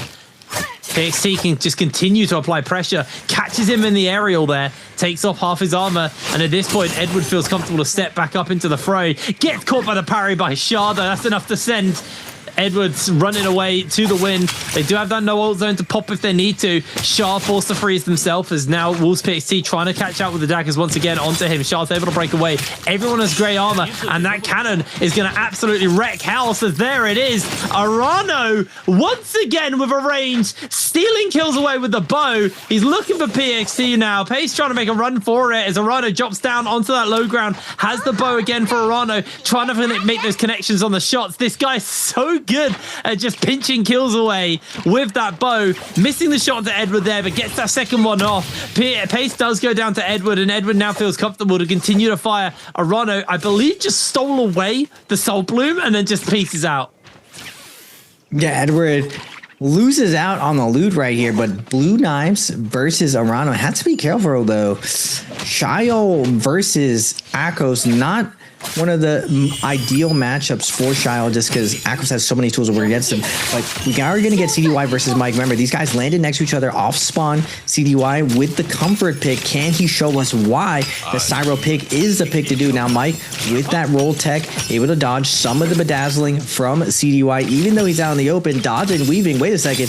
Mike doing a good job of icing out the party. He is going to get stunned finally, but CDY runs out of it, jumping R&B into the grab, and now CDY forced to pop that combo break, does get an armor reset, but Mike staying on top of him. 1-2 is going to pop the F, get that light attack, but fade away is going to stagger out Mike. Mike looking for that musket shot, but CDY threatening that one charge with the knives or with the dagger. And now Mike, a little bit of a movement error is going to give him a lot of space to CDY. Is he going to get an armor reset? He is.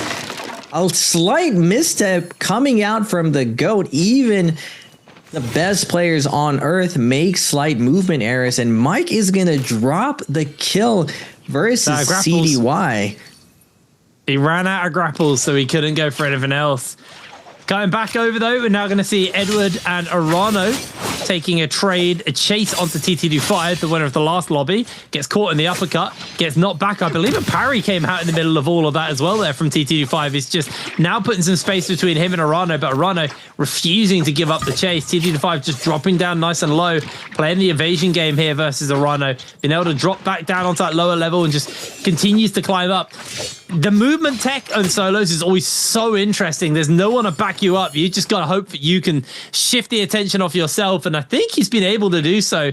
Goes for a great armor swap here for TT25, so he's significantly weaker right now as Edward. Just going to be playing up nice and high, seeing if he can spot anyone beneath. Not going to be able to as Pace, Spider find themselves in a bit of a skirmish right now. PST, can Pace actually get the damage down on to Spider? Spider still has that ultimate, and with the Rummy Yang spawning up soon, kind of wanted to save those ultimates to try and capture the zone. I think both of these players aren't going to be too interested in full committing. CDY and Mike still going out at round 3 between these two. Mike with the cross parry onto CDY. CDY combo break is out. Both of these guys in a committed situation. CDY does get the focus attack. Back-to-back focus attacks. Wait a second. Now Mike in a tough situation. Try to roll out of there. Gets a white armor swap, but CDY is going to catch him on the way out. Now Mike forced to a tough situation. He has ultimate. He does get the ball. Wait a second. He is going to get a heal off. CDY just tries to get the clank out, but not able to. And now Mike in an interesting position. Has, again, the Syra in ult form. Can he roll and get out of the situation? Another armor friend gets the armor reset. Caught. Wait a second. The movement error actually jukes out CDY, and now the Badals is going to come through. 1 HP situation, and CDY is going to take down Mike after such an extended fight between these two. That was so clutch. CDY able to find the outplay, but Mike consistently there. Getting caught on top of terrain and getting caught out cost them heavily. Now, I don't know if that was enough time. He might have died just after the respawns went, so we'll have to see if Mike is actually still in this game. He might have been eliminated there. I think we're okay. 12 players. Yeah, no, he's still here. Okay. He just about made it. Very, very close shave for him. 20 seconds now until those Rummy Yangs fully open up. Spider has one to himself here. Rocking a purple Han sword at the back of his inventory, but is preferring to stick to this longsword. I assume he has like engraving or something then. I don't really know the... I'm not like Savario, who's managed to learn all of the soul jades based on, just how they look. Just how they look, the Chinese symbols. Guy's a madman. Guy is an absolute madman for memorizing that. As here we go, Star versus Arano inside the realm of Yang. Star, purple halberds, has also got purple armor as well. Just going to drop down onto that low ground, catches Arano mid-air there. Arano throws down the F just to break away, but Star continuing just to hound onto him here. Catches him out, has still got that ultimate, is waiting for an opportunity to pop it as Arano looking to jump forwards. They're going for the scale rush, not going to let him get the full pot off. Actually, he does. Arano able to get away with that one. Continuing to chase away. Star's just playing evasion. I think he's waiting out Arano's ultimate.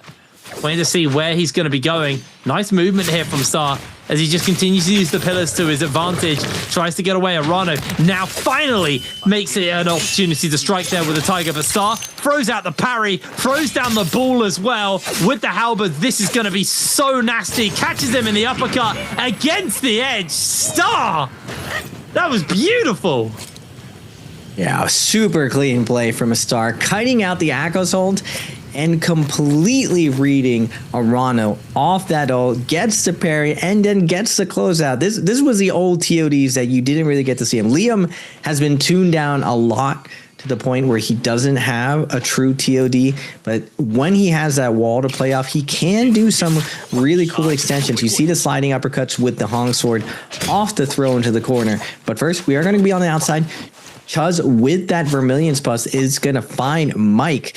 Mike not able to get into that Rebel Yang, but has found his way to a purple armor and blue dagger. He is going to be playing this a little bit slow, considering the Yang depletion situations are going to be playing out right now, plus the Vermilion's buff. Winners are going to be hunting around the map, taking whatever fight they choose. We are going to have Spider lock eyes onto Mike right here, but Mike with that trusty dagger is going to be putting on the moves, doesn't want to hard commit to this, and Spider has a gold longsword. Oof, that's going to be doing a ton of damage with that shield, and now Spider doesn't seem to want to put on the pressure. Instead is going to go into this cave to see if there are any leftovers. Very, very dangerous to go into those caves that a lot of them do have lanterns that Liam can play off of, grab you and throw you into these hazards. That's how you really know who have been the Liam one tricks for the longest time. Arano, the OG of playing that V2, even when everyone was playing V1, has a lot of lantern tricks that he's figured out over the past year, and traps that if you follow him, you got to be careful because he can set you up. Now, Frostivus and Arano are both on these Akoses. They need to find a kill. I believe Arano did get picked apart, has that Yang depletion, and it looks like everyone is over here at the north, duking it out. CDY stuck in ultimate on the Syra. All the Shiles and Vermilion's buffs surrounding him. Will he be able to survive? Oh my word. I don't think so. Here he goes. Frostivus is able to secure that kill. Arano still got ultimate. Still looking to play aggressive as possible here. I believe Arano actually was able to cleanse himself off that kill. Spider incredibly low. Spider may be going down in the middle of all this. Does have the revive though. That's going to be Spider forced out to lose their Bird's Might buff. I don't think they were able to get a single kill off the back of it. Now Pace actually in some serious danger. Frostivus catches onto Pace there with the range on those throwing knives. Just throws the freeze down, looking to try and see if they can catch onto Pace. Pace being chased down here. They've still got dashes to work with. There it is. That's going to be the kill. Chuz is able to secure it. Connects another freeze off. Onto like 3 there. Last dash comes out. Actually, still got 2 dashes to work with. Frostivus now chasing forwards. Throws down the Tiger. Onto TD25. Knocks him back. Frostivus playing this nice and careful. Still has 1 charge left of his Tiger. As Chuz may be the one he's got his eyes set on here. May just cool it off. As Arano chases forwards. Are they going to go for it? Frostivus gets himself a bit of damage off. Tiger onto Star. Star goes low. Frostivus falls as Wu Fang's able to secure the kill off the back of that one. Really nice play. The Lanis have been quiet in this lobby. Finally, they strike. That was a very, very action-packed little moment there. Yeah, everyone just piled in here. I believe like 7 out of the 9 players are all over here in the north playing out their first Yang depletion situation. Now, second Yang is coming out. We are going to get a replay. Pace versus Spider. Very, very technical stuff. Pace as a fighter. He is going to get parried as he throws a focus attack into Spider around the corner. And now Spider putting him in the loop. He does drop the combo right at the end. Pace able to pop that ultimate, putting the ball onto Spider. And now Spider is going to pop that shy ult, keep up the pressure. Pace tries to kite this off, but the jumping LMBs, and Spider reveals he does have engraving, does get the proc off with the shield, going to keep up the pressure. Jumping LMB doesn't throw the RMB though. Pace is waiting to reaction parry, but he takes so much chip damage. And now at the end, because of that consistent pressure from Spider, he's able to get the last choke off onto Pace to secure the kill. Now Spider waiting for this next Realm of Yang on the Shiol. Sees Shaw on the outside. Remember, Shiol has a very tough matchup versus the Liam, but it doesn't look like any of the Liams got their game going that they should be a threat inside the Realm of Yang. Instead, we are going to get Chuz on the Justina, which I haven't seen many Pro League games of Justina versus Shiol. Back when these two characters were first released, we saw V2 Justina do really, really well versus Shiol. Now with the modern Shio, I wonder how Justina actually matches up against it. I said that a little bit too soon. We do have one Liam waiting inside the realm of Yang. It is FPX's Star. Spider's hoping not to get this particular matchup just because it is so one-sided. Now, wait, I spoke too soon. Mike is on the other side on the Liam as well. Never mind, Spider. Do not go in, brother. You are going to most likely run into a Liam here, but Spider does go in. So we'll have to tune in, folks, ladies and gentlemen. Does Spider have an answer to this hard counter of Liam? Now, as metas have progresses, people have figured out things. What can you show for us, Spider?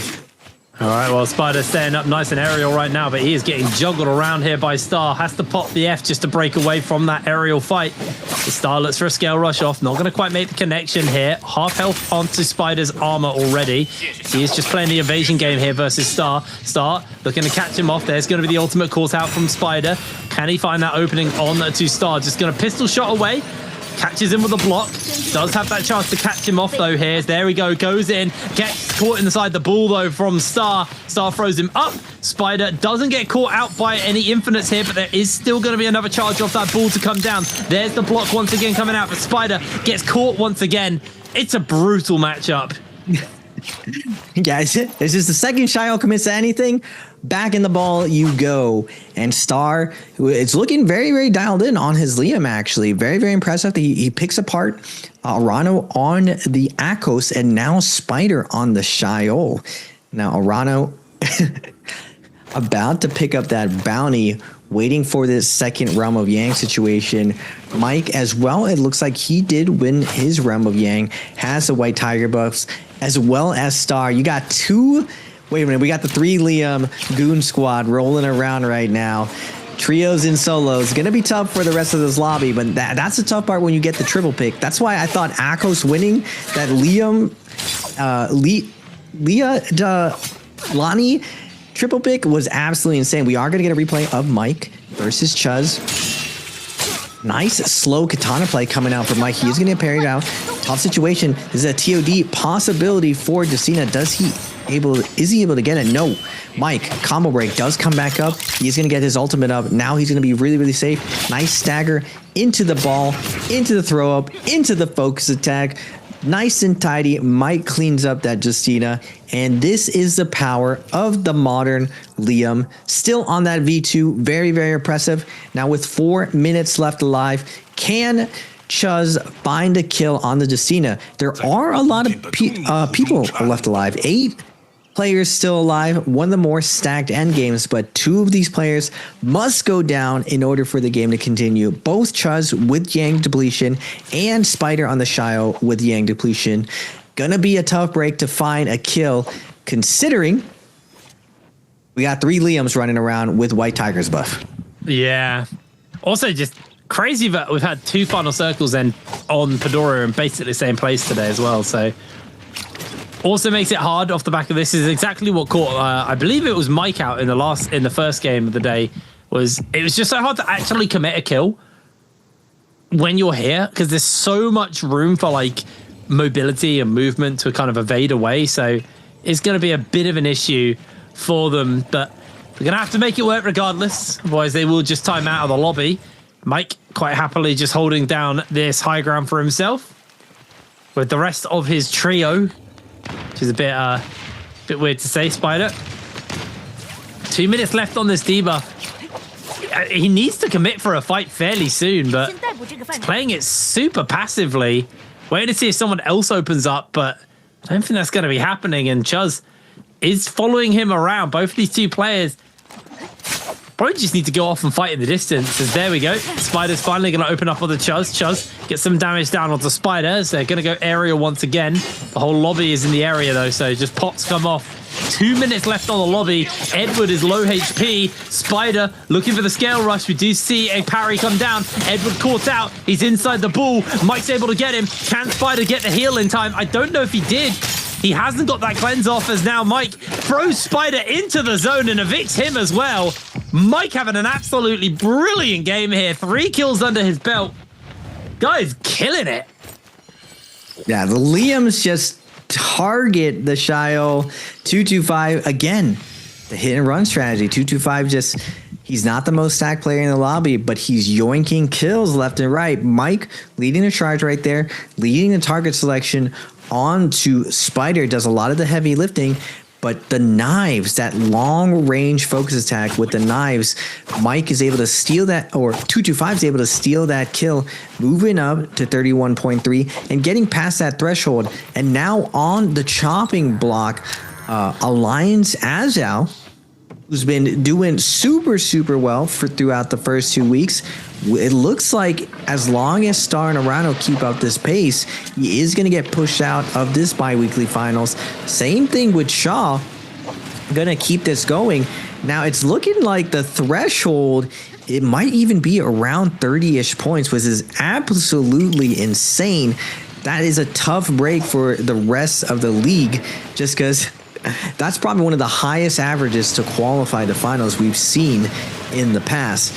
Now, 6 people left alive in this game. Looking at the leaderboard, Mike's up to 3, 225's up to 2, Chuz is up to 2, Arano is at 1 on the Akos, Star is at 2 on the Liam. So between all the 3 Liams, any one of these guys can steal away this MVP. And remember, ladies and gentlemen, the placement points and placement multiplier only really goes to first place. So even though these guys, triple pick, tends to be the 3 same characters in endgame as they pick the rest of the lobby apart. If you don't look like us, you're not a part of us. They will look to betray each other if an opportunity comes up, just because of how close the MVP is. Now, going to this first Spirit Well, it's going to really dictate how the rest of this lobby is going to go. But with Merciless on one of the Liams, I don't see how anyone can steal this. But I spoke too soon. Arano with the Heartstopper is going to kick things off and force one of the Liams off the center. Chuz also been forced to play passively, has 1 dash, but Mike doesn't care about that so well. He just wants to secure himself the kill here. Chuz tries to chase in. There's going to be the ultimate committed by Mike. Chuz goes for the freeze. Can Mike time this nicely? No, does get the catch off. Misses the ball, actually. Chuz trying to break away now as Mike throws it down. There it is. The capture. He's going to just lob him into the zone and finish him up. Nice little kill there by Mike. Grab himself this one as everyone else is still fighting for the Spirit Well. Start going to control the area though with that staff. It's so hard to step up even through the grey one as TTD5 with the purple throwing knives just to looking to put some damage into Shah. Shah's gone low and suddenly this Spirit Well has just completely upset the pace of the game. Shah's able to evade away from getting caught by the knives right now, but jumps around one corner and there's another threat on the other side. Everybody else is in the area. We can see that FPX have been able to secure the White Tigers. Star golden armor, golden throwing knives, very scary. Shah just playing the evasive game right now on the Justina. Star with that White Tigers though wants to continue to apply pressure. He's going to be such a menace. The lobby can either focus him out or he can focus them out in responses. OUG's Mike drops down just in front of him. Star decides not to pull that trigger yet. Star with the gold knives, gold armor, White Tigers buffs, going to be searching around for the last 2 remaining non-Liams in the lobby. Mike as well with gold armor, and Arano somehow bobbing and weaving on this Akos. He is at 26. He would like to get 1 more kill just to push him past that top 12 threshold, but still, even though you get in the top 12, you are still fighting for points. You take a percentage of these points into the bi-weekly finals, and every point matters with how competitive the league is right now. Star is going to hit a little bit of a love tap onto 225 jumping LMB, letting him know, don't get too close to me. Looking to find the Justina in the lobby. GG Shaw getting focused out now by the Liams, making his way through the Moonbanes over and over. You got to be careful going through the Moonbanes. Even with gold armor, we've seen people get shredded. Last week, Frostvus got hit by 4 Moonbane circles at the same time, and with full gold armor was absolutely deleted. Now, Moonbane is gone. Things have quieted down. Shaw trying to find his way to Arano. Only these 2 are left alive. Arano has made the top of this rooftop his home to try to get away from the Liams, and now Mike has found Shaw inside the building. Arano's going to be probing around to see if he can find some flank, but doesn't want to get surrounded by all of the Liams and committed. Shaw does find a little bit of a nook and cranny under that rooftop, but now it's a hide and seek game. How long can Destina of Shaw and the Akos of Arano survive before the Liams find them? I don't think it'll be all that long. Shaw does take a couple of shots there as Mike finds him. Forces him back as now Star continuing to apply some pressure. Shaw is low, has got the F to freeze. Going to have to throw it out here, but as the zone closes in, this could get really dicey. Shaw jumps back into the zone, tries to buy some space, goes for an armor swap away, but Star continues to apply pressure. And that kill is anybody's guess right now. There it is, Star able to secure that kill for themselves. As now TTD5 trying to break away from Star. As Arano still feeling quite somewhat comfortable here. It's just going to try and trim the numbers of Liams out of this lobby. Throwing knives going to do a lot of work. Nice parry comes in from TTD5 as Arano is able to pick themselves up, pick up their flying knives once again, and back off. 4 players left in the lobby, 3 minutes left on the clock. Arano is going to have to pull a miracle off. He's effectively 1 versus 3 at the moment. Yeah, Arano, and that was his opportunity right there to keep on the pressure on a 2-2-5. Now Mike is going to see the Akos of Arano inside the building, looking for these scale rushes with that gold pulsar. Going to be chunking down, even if it's just a singular light attack. But Arano's doing a good job of isolating the angles off, making it very, very hard to get to him if you want to get to him. But Star with the gold knives, covering the corner, letting him know if you come out of here, it's going to be a tough situation. 2-2-5 on the other side. But Arano does move out with the shift parry into the F. Damage reduction is up. He's going to put 2-2-5 in a tough situation again. And now 2-2-5, no armor to his name. Will the Liams betray 2-2-5 as he gets really low? Arano knows this is do or die right now. Nice job from the top ropes. Going to get 2-2-5 to pop that ultimate with the RMB, but the 2 Liams still not that interested in going after they got him. 5. He does capture Arano, puts the cat into the ball, throws him into the zone, and now Mike with scale rush is trying to trap it on the outside, and now Arano realizes the dire need he is in. He has to all in 2-2-5, but again, back-to-back balls is going to put Arano into a tough situation. He is going to pop the ultimate, get the Tiger Ruff, and get a little bit of heal. And now Star with the betrayal is going to put 2-2-5 into the zone, but Arano is going to be able to pick up 1 kill and the soul movement and make his way back in. He's going down though. Mike was able to steal that kill away and gatekeep him out. It's the 1 versus 1.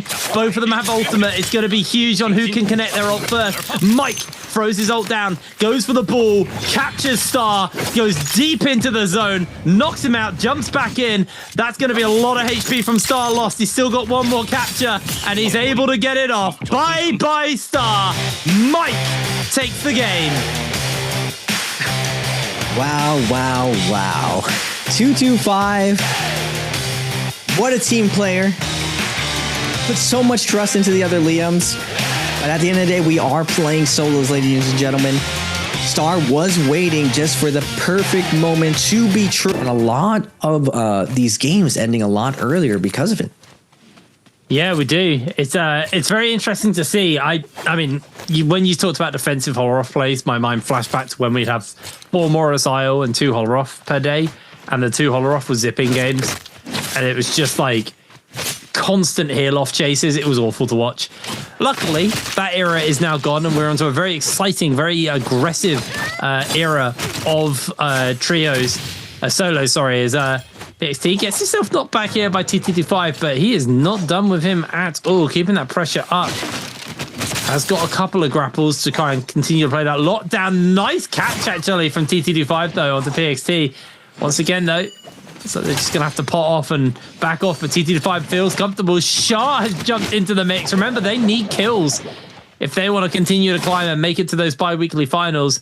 PXT being hunted by Shah, who's just going to drop down on top of him, deciding to wait it out and go for the third party. Maybe you can pinch away 2 kills here if you're Shah. We got Chuz, 2-2-5, and Shaw all landing in the same position. We are going to get Wufang and Edward at the Firefly location. Wufang immediately throws a 1 charge onto Edward, trying to space out, but that Justina dash closes the distance. We are going to get SR Spider versus SS1's CDY. Spider in a last hit situation.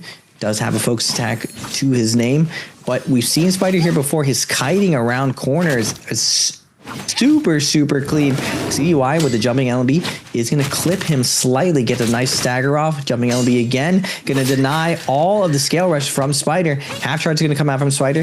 He is going to be able to scale rush up. Finally, will he be able to find an armor reset? A little bit again, cast a curse. My man's making quite a bit of mistakes across this building. There are little ledges that is very easy to get hung up on. He does get the armor pot off, and now we go into a reset situation. CDY is going to throw that first one charge, but Spider smooth with it, dodging the F2, and now CDY is going to get a nice fry on the cross, and Spider, one hold two, gets the stagger off. CDY fades out, comes back in again. Spider back to backs, hits him with the 1-2, and now CDY in that Akos hold, looking to get that last hit off. Oh, nice dodge. Burns the dash, gets out of the way of CDY, and at the max range, clips him, frees him, and ships that kill before CDY can hit the no ult zone. I said, you know, everyone else is stepping up, but you can't forget that these guys, Spider, are one of the GOATs in solos. Absolutely clean. As Shah may find himself in danger, Chuz picks the ball up, goes for the smash, doesn't quite land that final blast onto Shah, who had the halberds charged up. Shah needs to get an armor swap off if they can. Chunks through Chuz's armor, does maybe turn the attention a little bit away from them. Nope, TT5 with the flying knives, able to secure themselves the kill, and now Chuz is in danger themselves, as they're going to chase through into the corner, catch Chuz outside the tent. There's going to be the F. Chuz, I don't think you're much longer for the world, my friend. Does blink out with the F, but TT5 able to secure that kill. So another kill over to them. Jumping up to 7th place off that as well. Nice little pick. Yeah, wow. 225, just so oppressive with the RMB on the knives. That max range light attack getting so much value off of. Frostivus is going to get a parry onto Mike, max range. Now Mike on the Temi, gonna fake one hold two, but Frostivus ready to catch Mike. Again, Mike with the save opener, and again, Frostivus ready for it. Gets the stagger again with the whiff punish, and now Mike in a tough situation, stripped of all of his armor, down to a last hit. Frostivus has him against the ropes, but Mike's movement here, getting around the corner, switching over to that fan, getting the scale rushes in. Frostivus a little bit of movement error, still has Mike in his sights, but Mike moving, grooving, makes it over to the outside. Doesn't hit the trap though, makes his way back in, gets a white armor, gets the parry, but Frostivus with the combo break is going to be able to keep up the pressure right here. Mike still has, wait a minute, his gold F. The trap is going to come into play. Frostivus has Mike down to a last hit situation, goes with the overhold, again, whips through, goes for the crossberry, and now Mike has Frostivus down to his last left, but Frostivus makes his way around a light attack and puts the knife into the back of Mike and secures the kill. That was so nice from Frostivus. He's had a pretty underwhelming day considering his day one was amazing. Finally gets himself an absolutely sick outplay versus Mike, takes him down. A real shame for him there as Star just going to do himself a quick mission. Grab himself some goodies here. Nothing of real note, unfortunately, for Star. I'm believing Star picked up the podium victory due to that golden fan is in his inventory. We'll be looking to jump into the realm of Yang. It's going to be a big one to play for. Star with that golden fan on the shale, feeling very comfortable. Shah back on the map as well. Spider here. Everybody is at this one portal. This is the portal to fight for, apparently. On looking for it, Spider catches onto Shah, just looking to get some damage off Shah. We'll actually lose a fair chunk of HP here. Spider just continue to be a menace with the cannon. Sending Star back and away from Spider. Spider not willing to fully commit towards this Rama Yang himself. He is on the Justina where, you know, you're going up versus Liams, you're going up versus Shales. Very scary. Shah, though, has got the ball. It's just going to blink up nice and high, throws that one down and stays really aerial here. Just using that ultimate for the mobility instead of the damage, knowing that as long as you're high enough. I have never seen someone go that high in Naraka. That is unbelievably high. Oh my word, Shah. They're going to be looking to get in the realm again once as well. And there actually is a height limit to how far you can go away from the ticket, but it just secures your way to get in that realm of Yang. And after Koi Cup last year in 2024, we saw a lot of like the big streamers like Kelly and the Cow really challenge every single realm of Yang and force even the likes of Mike and Spider out of it. So now a lot of players take it very seriously going into the realm of Yang, where at that last like 20 seconds, they just burn their ultimate and just secure to make sure they don't get forced out or some weird scenario happen where they're not able to get in, just because there is no longer like that kind of like head nod, just like, oh, we just both want to go realm of Yang. A lot of the times people will betray and do weird things to try to take advantage of you, even in the pro league. We are going to get 225 versus Edward. Both of these guys, veterans of the league. Edward back after a long off season. 225 wanting to pick off where he left off from last year. Hopefully this year he can secure a kill. Combo break is going to be invested by Edward. 225 nice with punish. Not getting the stagger though. He still has the Akos ult on deck. Both these guys going to slow down a little bit, and we see the verticality of the knives coming out. 225 fishing for it. Does capture Edward right on the corner, and again 225 with some tricky R&B shenanigans. He's going to get parried right now. 225 doesn't want to pop the ultimate, has his F back up again, but Edward, nice dodge, not getting that maximum defense off the F1. 225 takes to the sky, R&B clank to the ground, shows the one charge. Edward does not care. He's just swinging wildly like an animal, getting that chip damage in onto 225 and around the corner. 225 is going to be able to pop the heal. Edward does get a heal as well. Now going into the later ends of this, Edward does have his ultimate up, forcing 225 to pop his now. Now getting ready to dodge the Tiger, not able to, against the wall. Edward in a tough situation now. One more Tiger in the bag, and now 225 is going to keep up the pressure, suffocating Edward. Great play coming out from 225. Akos versus Shayo. It was a very well-controlled fight as well there across the board, but having a look back down at the action that's breaking inside, we have a sandstorm breaking up here, which, for anyone who's forgotten what happens on Holoroth, when a weather effect kicks in, all of the caches or stashes refresh. So more gear, more loot for everybody. Although Mike right now is currently having a fight for said loot, as Spider is looking just to play the cannon fire game onto Mike. Mike 0 kills this game. Very quiet one from him. Very out of character as well. He's always been someone who's been incredibly aggressive and been able to at least consistently get a couple of points per game. Right now, definitely in Struggle Town as he jumps down. Spider catches onto Mike. Mike looks to just to play the evasion game, but has got Wu Feng also in the area, forced to throw down a Wisp and just try and make an escape here, but no ultimate. It's going to make life a lot harder for Mike. He even has the grey armor swap, so that is a dinner bell for the lobby, unfortunately. Mike, don't really think you're going to be able to do much here. Throws down the F just to get some space. Has a Wisp to work with. No armors, though, to armor swap into, as Mike is just playing the evasion game, as that is the end of Mike. 0 pointer for him is a rough one. We also saw PXT also get eliminated from the lobby in the midst of all that as well, so action still carrying on across the board. Wu Fang does have the Gina ult pop, but 225 going to come in, change his target over to Wu Fang with the Justina ult, and now Wu Fang is like, oh, that's what we're doing right now?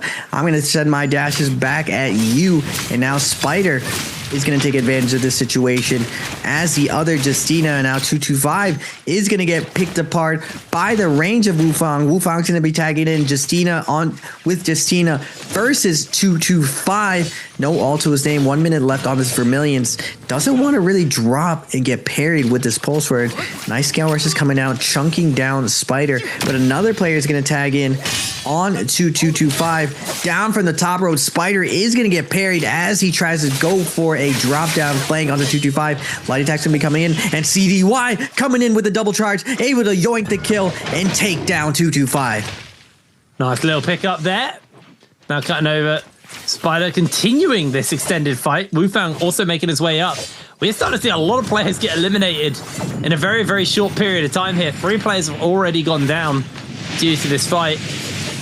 looks like Wufong making an escape here. Spider. They're going to chase onto Wufong though. So Wufong about to actually time out on his Vermilion Bird's Bite. Next round of Realm of Yang spawning up, and Sharp wants to get in, but Wufong wants to deny him. Both players will be looking to jump inside this Realm of Yang. Shah, remember, they need to have a good game here. They need to have a good tail end to the day if they want to qualify for those bi-weekly finals on Saturday. It's really all to play for on them. Now, second Realm of Yang coming up. Little bit video feed. My game is a little bit blurry right now for the Liam. Oh, now we're clearing up right now. Edward, can you see? I can see back now. Edward was just a giant blur for me, but now 18 seconds up on the Shile. Now remember, Shile hard countered by Liam. You're basically rolling the dice, hoping that you don't get one of the Liams in the lobby. On the outside, the Wufong on the Justina is going to get shredded up. And remember, Wufong's Justina, average of 5 points. When he gets on the Justina, he goes absolutely bonkers. Shaw on the cusp, doing very well for himself right now. Gold Nunnies on the Lonnie. He needs to capitalize on this. Nunny TOD with Lonnie, still a possibility. A little bit harder. Dual Blades is one of the more ideal weapons, making setups a lot easier. We are going to get CDY trying to set up to go Realm of Yang, but 225 is going to claim it with a gold pole sword. Gold pole sword Akos versus Lonnie. This is exactly the matchup I wanted to see. How does Lonnie fight against Akos? And 225 staying very hidden, coming out of the last second.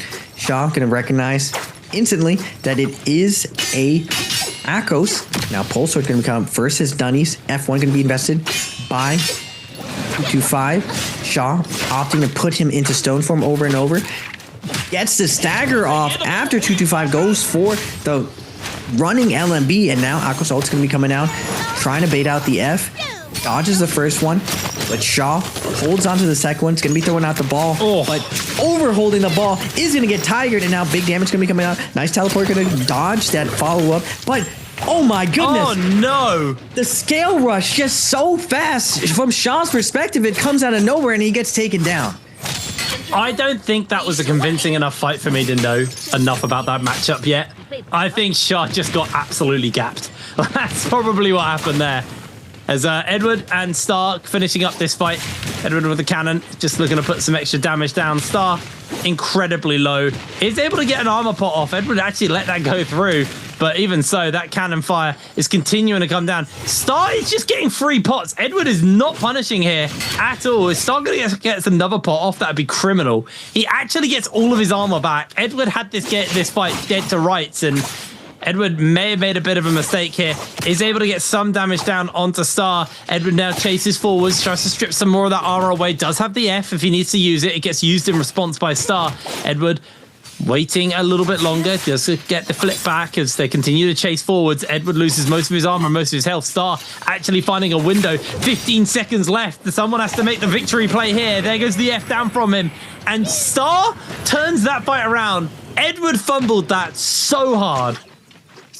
That's a tough one. That's a tilter right there. The reverse 1 HP situation. Star clutches it up, plays very, very patient, and Edward, like you said, Hipbrain fumbles the ball. But Shaw on the outside in a tough position. Remember, he needs to get through. He's going to put him in a very tough position if he's not able to get this Soul Bloom and get this cleanse. The Tiger is going to be coming out, putting him into the corner. The ball is going to be coming out onto 225. RB comes out, a little bit of heal from the ball into the throwdown, but the Tiger is going to come out and close it out, and Shaw is going to get taken down with only 1 kill, and the threshold to qualify is moving higher and higher. Past that 26 to 28 point, we're getting close to 30 points in order to get through to bi-weekly finals. And again, the off-pick Akos performing super, super well. 5 kills for 225 going into this endgame with 8 people left alive. White Tiger's buff is in play right now. Edward trying to make his way away from it, but he does need to find a kill right now. 4 minutes left for his Yang depletion. Now, spotting out CDY is going to be coming in, but the F2 from CDY is going to force a combo breakout from Edward. And again, CDY immediately going to release the one charge. Crossparry going to come out from Edward. And now multiple players diving in to Edward, forcing out the ultimate. He is going to get a triple choke onto everyone, forcing the Tiger out. CDY is going to get a pounce onto Star instead, but Edward has his sights left onto CDY right now. Tiger's going to be coming out, throwing Edward across the field. Range attack's going to be coming out. He is going to get the choke off, but he is going to get taken down from 225 at max range. Was he able to get the cleanse though? So much chaos is going down. 225 putting on the pressure onto Star now. Doesn't want to hesitate. Doesn't want to get any target fire onto his Akos. And Spider is going to search for the bleeding CDY, making his way out. He finds him in the corner, but not actually. The F2 comes out, and Spider, caught from the blind side of it, is not going to get the stagger on and keep up the pressure. Everyone's going to be healed up. And now as everyone checks everyone's health pool, no one is weak. And the fight is going to go slow down to a standstill. But Spider, a little bit of chip to his name, has to worry. But slipping into the cracks again, those off-meta picks, those personality picks, Justina and Akos, not getting focus fired. And again, the Liams, Lonnie, and Shyols are first to get picked out of the lobby. Yeah, it's been a very interesting one where they just realize these guys are too strong in the final circle, so they just deal with them, take them out now. Don't want to have anything to do with that. Are we going to see our Justinas team up? We still have 2 of the 3 Justinas left in the lobby. Or have we got all 3? No, we've only got 2. Okay. 2 Justinas left. I wonder if we're going to see them come back. And for Shah, they need to MVP next game if they want to make it to bi-weekly finals. I think their chances have started to run a little bit lower. Rano does get spotted out by Spider. Spider decides not to pull the trigger and look for the fight or the engage onto him. It's just going to back off for now. Frostivus getting himself in a light scrap here versus Arano. Frostivus actually losing a lot of HP. Spider's now going to turn onto him. That's going to be the ultimate out from Frostivus, as he just needs to look to try and capture someone and throw them into the Bane's Breath. It's their only option. Gonna be throwing this one out. Quick pot coming in from Frostivus, gets some health back. Bane surfing while healing is always very nerve-wracking for players. Is able to get the full reset off. Maybe he can catch Arano here. There is a world. I mean, his ult just timed out. Frostivus' ult, unfortunately, achieves nothing. But they are able to get away, get a reset, and not be under any real threat. And I realize why they're not going for Arano, because they're another Lien, so they're just playing it chill. The grouping up has begun. You look like me. It's better that we stick together in the Justina world. Remember the triple Justinas laying oppression onto everyone in this first Spirit world. This dictates a lot of this endgame, whichever character ends up choosing. And you see all of the factions move in from all sides. Very, very dangerous to secure. This 225 is going to be traded out. Gold armor gone. Frostivus on the outside with those flying knives looking for the flank. CDY is going to already pop that Akos ult, putting on the pressure. Both 225 and CDY both on the Akos, sitting on the outside. They get forced out first, and now Wufang is going to take the center on the Justina, popping the ultimate. Tough situation for the rest of the lobby. He is going to have 2 Justina dashes at his disposal now. Now, Wufang, first dash is out, second dash is out, has one more dash in the tank. Can he find some value off this? Spider's going to be taking a ton of damage from the Akos, and now Wufang is going to pressure off 225, but 225 going to use that Akos ult to get out of here, slow things down, get that armor reset. But now Star and Arano going to be circling in, trying to close the distance onto 225, but 225 with that advanced heal is able to top off right now. Is not a really good target to go on, but still, the Justinas have made a decision. 225 has to go out. He doesn't have ult to his name, even though it's down to full health. Spider winging around the corner is going to land that LMB. The cannon shots are going to be coming out, and now 225 using his nunchucks to try to switch wardrobes, to pretend he's someone else, but everyone kind of knows that this is one of the Akoses, and Star is going to make his way onto him with the Shyle, dodging out that F, keeping up the pressure. 225, though, Advanced heal, doing works for him, able to stay topped off here, but Star does not care. It's going to keep up the pressure. Nice jumping L&B combo into the R&B, able to secure a lot of chip damage. 225 with the overhold is going to return the favor back to Star, and they are going to slow down, lick their wounds, and live to fight another day. Yeah, TT5 found himself in a dire position there as Arano getting run down here by Spider. They don't want to be dealing with any of these Liams in this final circle. The Justina Cool Club coming in, but the Bane's breath is enough to finish up Arano. Oh my word. That is heartbreaking for him. Taken down. 5 players left in the lobby. 4 minutes left on the clock. Well, almost 5 minutes left on the clock. Players are definitely slowing off. Wait for this Bane's breath to fade away. As our Justinas are against an Akos, a Shale, and I think another Shale actually. Yeah, it looks like the Akos is the Justinas and Liams decided the Akos has got to go. The enemy of my enemy is my friend. The fadeaway parry is going to come in, but the knives of Frostivus from the blind side able to secure the kill. Now Spider and Wufang on the Justinas with the cannon shots trying to put on the pressure onto 225. His brother has fallen. Only one Akos left. Overhold's going to come in. Big chip damage going on to Wufang, but the pressure is going to stay on. Spider trying to get the light hits in, but 225 doing a good job of fending off the pressure for it now. He does have advanced heal, so he's able, as long as he gets the heal off, he gets a lot more value from it. He's going to get lifted off the ground. White Tiger is going to come prancing out, gets a little bit of siphon from it, but still on the outside, Wufang doing a ton of chip damage to him. Spider trying to make his way out of here. The Liam seeing Spider run away out of this situation, but nice scale rushes, hugging the fence, going ring around the Rosie here, but Spider forcing the combo break, and Wufang with that gold pulse rod is going to come in, chunking the back of 225. F1's going to be invested, tap dodging from everyone around it, but Spider is going to get chipped down to very, very low. 225 in his last dying breath wants to get the hit onto Spider, but nice dash through is going to get him to the other side. And Wufang with his dash up is going to get 225 and secure the kill before Star can. And Spider is going to get a recovery. We are going to get double Destino versus double Liam to close out this game 5 on Holoroth. Let's see if they can finish this one up. That's going to be the lockdown. Spider's already picked off, and this is starting to get a bit dicey now for our Justinas. Only one left. There's one Liam, one...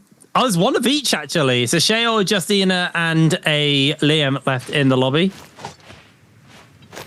Let's see if Wufang has got enough in the tank. I mean, he's got golden pole sword. He's got golden armor. Frostivus got his ultimate available as well, so he can look to capture people. As I'm assuming Star will have their ultimate. Yeah, they do. They have their ultimate ready as well. It's going to be a big one. Frostivus throws out the flying knives, gets hit in the back, and gets some burn put onto him. Wufang tries to go for a pot. Frostivus is going to be able to pot up as well. They do get that cannon shot down here from Wufang. Gets another chunk out of Frostivus, who is going to be able to pop back up. Star gets this very easy. Just gets to chill. But that zone is closing in real fast, and these players are going to be forced into an action. We haven't seen a zone fully closed today yet. This could be the first time we see it happen. Wufang gets inside the tent, just tries to catch out. Isn't able to. Right now, the zone has stopped, but 50 seconds, and these guys are going to be forced together. It is a waiting game for everyone involved as Wufang steps out just to try and send Frostivus back. Frostivus is technically the weakest right now, just on the fact that he has the purple armor and the other two have golden armor, so they have a little bit more health to work with. But that doesn't matter once the zone fully closes. As long as Frostivus' overall health is high enough, he should be okay. Just holding fast right now.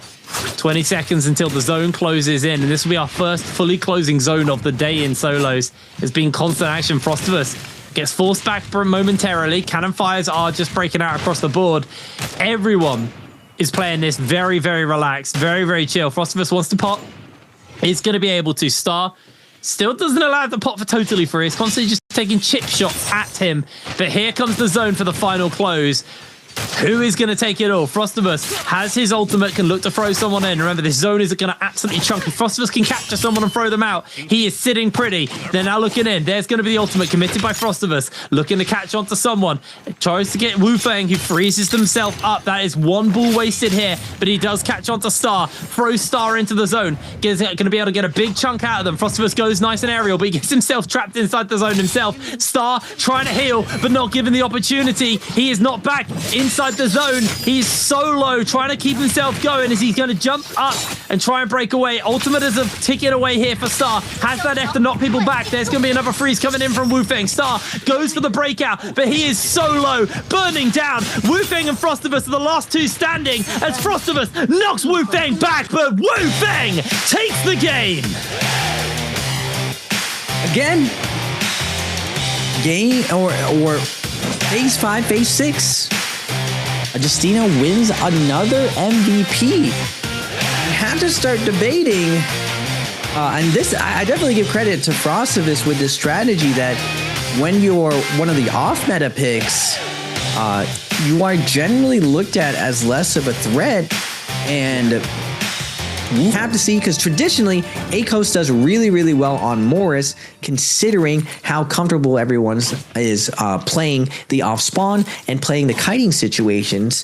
We are going to get Chuz, Shaw, Star. Both Chuz and Shaw need to make it through. Remember, the drama is the top 12 make it through the Biweekly finals. No. Not looking good for Shaw so far. Yeah, he is opening up real rough there. No armor, Spider with the blue armor and the blue weapon. Going to be able to deal with him. Shaw is able to chunk half of Spider's armor off and is actually doing a little bit better, catching Spider in a potential infinite here. Shaw may have found the turnaround. Spider in danger. Can Spider finish it up? The clan comes down. They're both one hit away. Shaw! No! When did he pull that one off?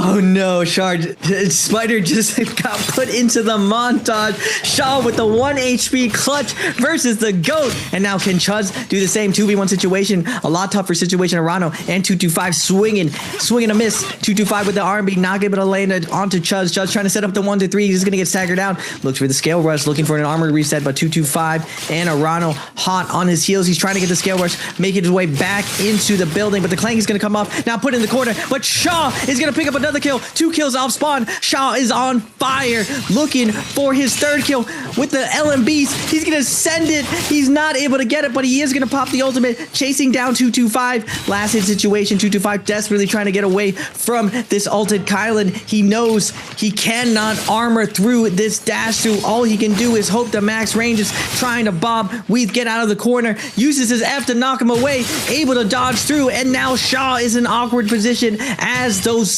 dashes take away from his hit points. Star is going to find the kill onto 225, but Shaw now down at the 1 HP against Star. Can he have the same clutch? No, he cannot. Star, LMB, jump R&B, closes it out. He even drops his purple weapon there as well. Shaw was just full sending it for that kill. That was a little bit too much of the blinders being on, as Wu Feng, our victor of our previous game, jumps into the action. Star throws up the ball and just uses the mobility to get the hell out of there. Does not want to be hanging around. Ball comes back. Star is just going to continue to chase. Now, the ball chasing back actually gave Arano a good little GPS tracker to follow. See if he can catch up onto Star. Star continuing to buy some space away from Arano. Arano not actually able to, as he slides a little bit too far away, and Star's actually going to be able to get himself a pot off. Still had to armor swap into grey armor, meaning he's very low. The ball is purely just used for mobility here for Star. As Arano, you're never catching someone here. This is one of the hardest places on the entire map to catch. It's just so much mobility. As Star just going to prove that point here. Wu Feng desperately trying to catch onto Star, but it is so hard. Star can find himself like in purple armor or blue armor. He'll be probably a little bit more comfortable and be less chased by the lobby. Yeah, the fan scale rush inside Celestia, pretty much off 2 scale rush. Most people don't realize is that not only is the scale rush on fan super, super good because of how fast it is, but it also has the smallest amount of sound signature. So after 2 scale rushes, you can really cut noise and break contact with your opponent. It's why Celestia is such a a big dueling haven is that if you cannot kill what you cannot catch. So a lot of the best fighters love fighting around here and have that edge of movement because they can infinitely take risks versus you, and you cannot catch them unless you can match their kiting paths, which is not as easy as it looks. We are going to get Shaw. Remember, he is sweating it right now. If you look at the scoreboard, Arano at 29.5, gatekeeping right now. Chuz at 28 and Shaw at 27.5. One of these three gonna make it, while the other two are going home. Arano with the parry onto Edward, but gold combo break gonna be coming out from that Liam, but Edward is gonna go back-to-back blues. He's gonna get sent for a ride. Big grapple kick combo gonna come out. Edward forced to pop his ultimate, and Shayo is gonna pop her ult and try to deal with it, but Edward is gonna get staggered out by Spider down to a last hit situation. Rano chasing him down, wants to find the kill. He hears him to the right of him and manages to perfectly track him down. No. All dodge is going to come out. Nice army from Arano. Keeps a 1-2. Nice attack chase into the erudition. But the ball steal. Spider. Wait a second. He wants to kill, but Spider is going to get the throw. Get the kill onto Edward. Arano does get the soul boom, but Spider with the last ball is going to get a heal and a throw onto Arano at max range. Does Arano want the smoke though? He does. No ultimate to their name, and immediately Spider takes his turn back, gets the uppercut combo, but Arano turns it back onto him. Both of them no combo break, but Spider's going to throw the one charge, putting Arano in a tough position. Now in the wake up, Arano is going to get the stagger, but Edward's going to come in with the focus attack and take down Arano. Back and forth play. Tough break for Arano. Has momentum, but no more 1 HP clutches for my man Spider. Shaw already did him dirty to start out the day. That was just kill steal after kill steal as well. Spider stole from Arano.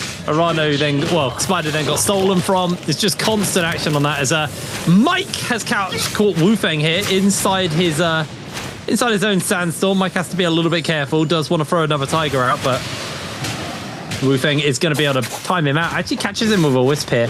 Mike still has one more tiger. Needs to throw it. There it is. Goes a little bit wide. Has the F if he needs to throw it out. Now catches Wu Feng in the aerial. Strips away a lot of his armor. Got those nunchucks to work with.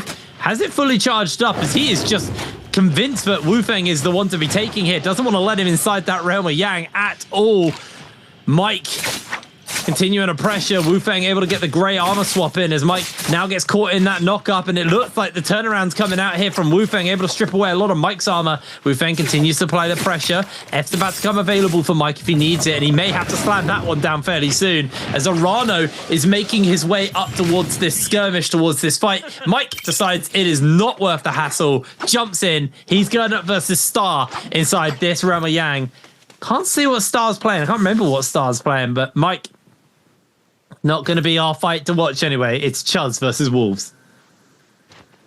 Remember, Chuz on the cusp right now. On the A coast, he needs to beat Pace. Pace, one of the better players to fight. He hasn't had a good day. Pace on to Temi. Is going to get the parry onto Chuz though. Double charge going to come out. No combo break used by Chuz with the Akko. So instead, he's just going to eat the hit. Take the hit, play for this next read right here. Looking for the light attack, not able to get it. Pace getting a little bit more chip damage in. Both of these guys going for the scale rush, but Pace finally going to go for that jumping LMB. He is going to get F2 out by Chuz, and now the ults are going to be coming out. Nice!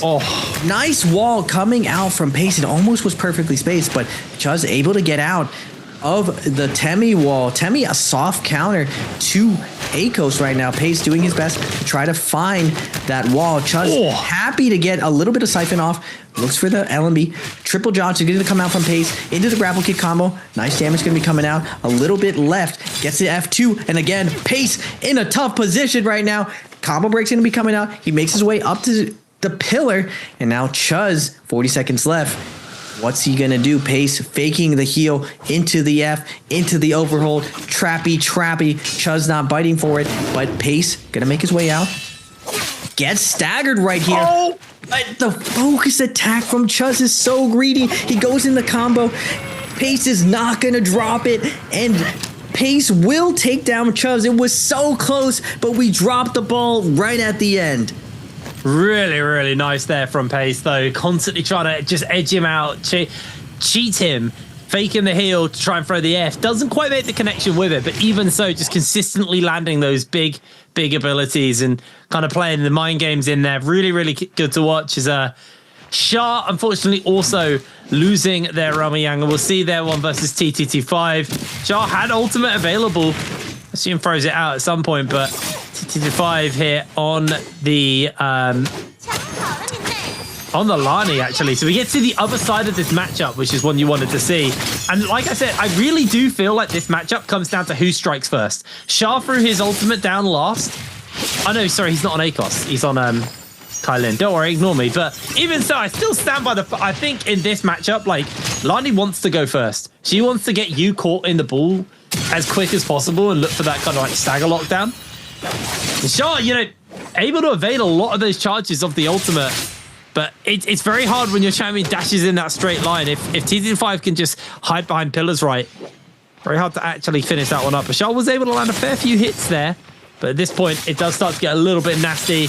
Caught out there by Shah. Shah actually just goes way too low.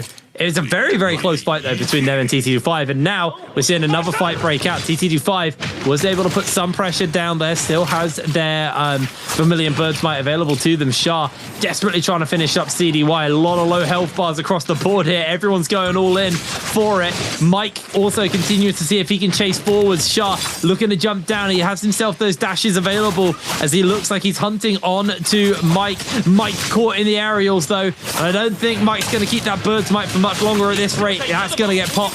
Shah, can he get the cleanse off in time? He couldn't get close. He got gate kept. And then he gets ACOS. He's getting so unbelievably low here. Has to throw the ultimate out to try and get some mobility and a bit of safetyness for himself. There is still the entire lobby keeping him pinned in place. His shots are coming in across the board. Goes for a dash onto TT5. Can't actually connect the actual damage. And now he's got 1 minute 50 to get himself that Soul Bloom.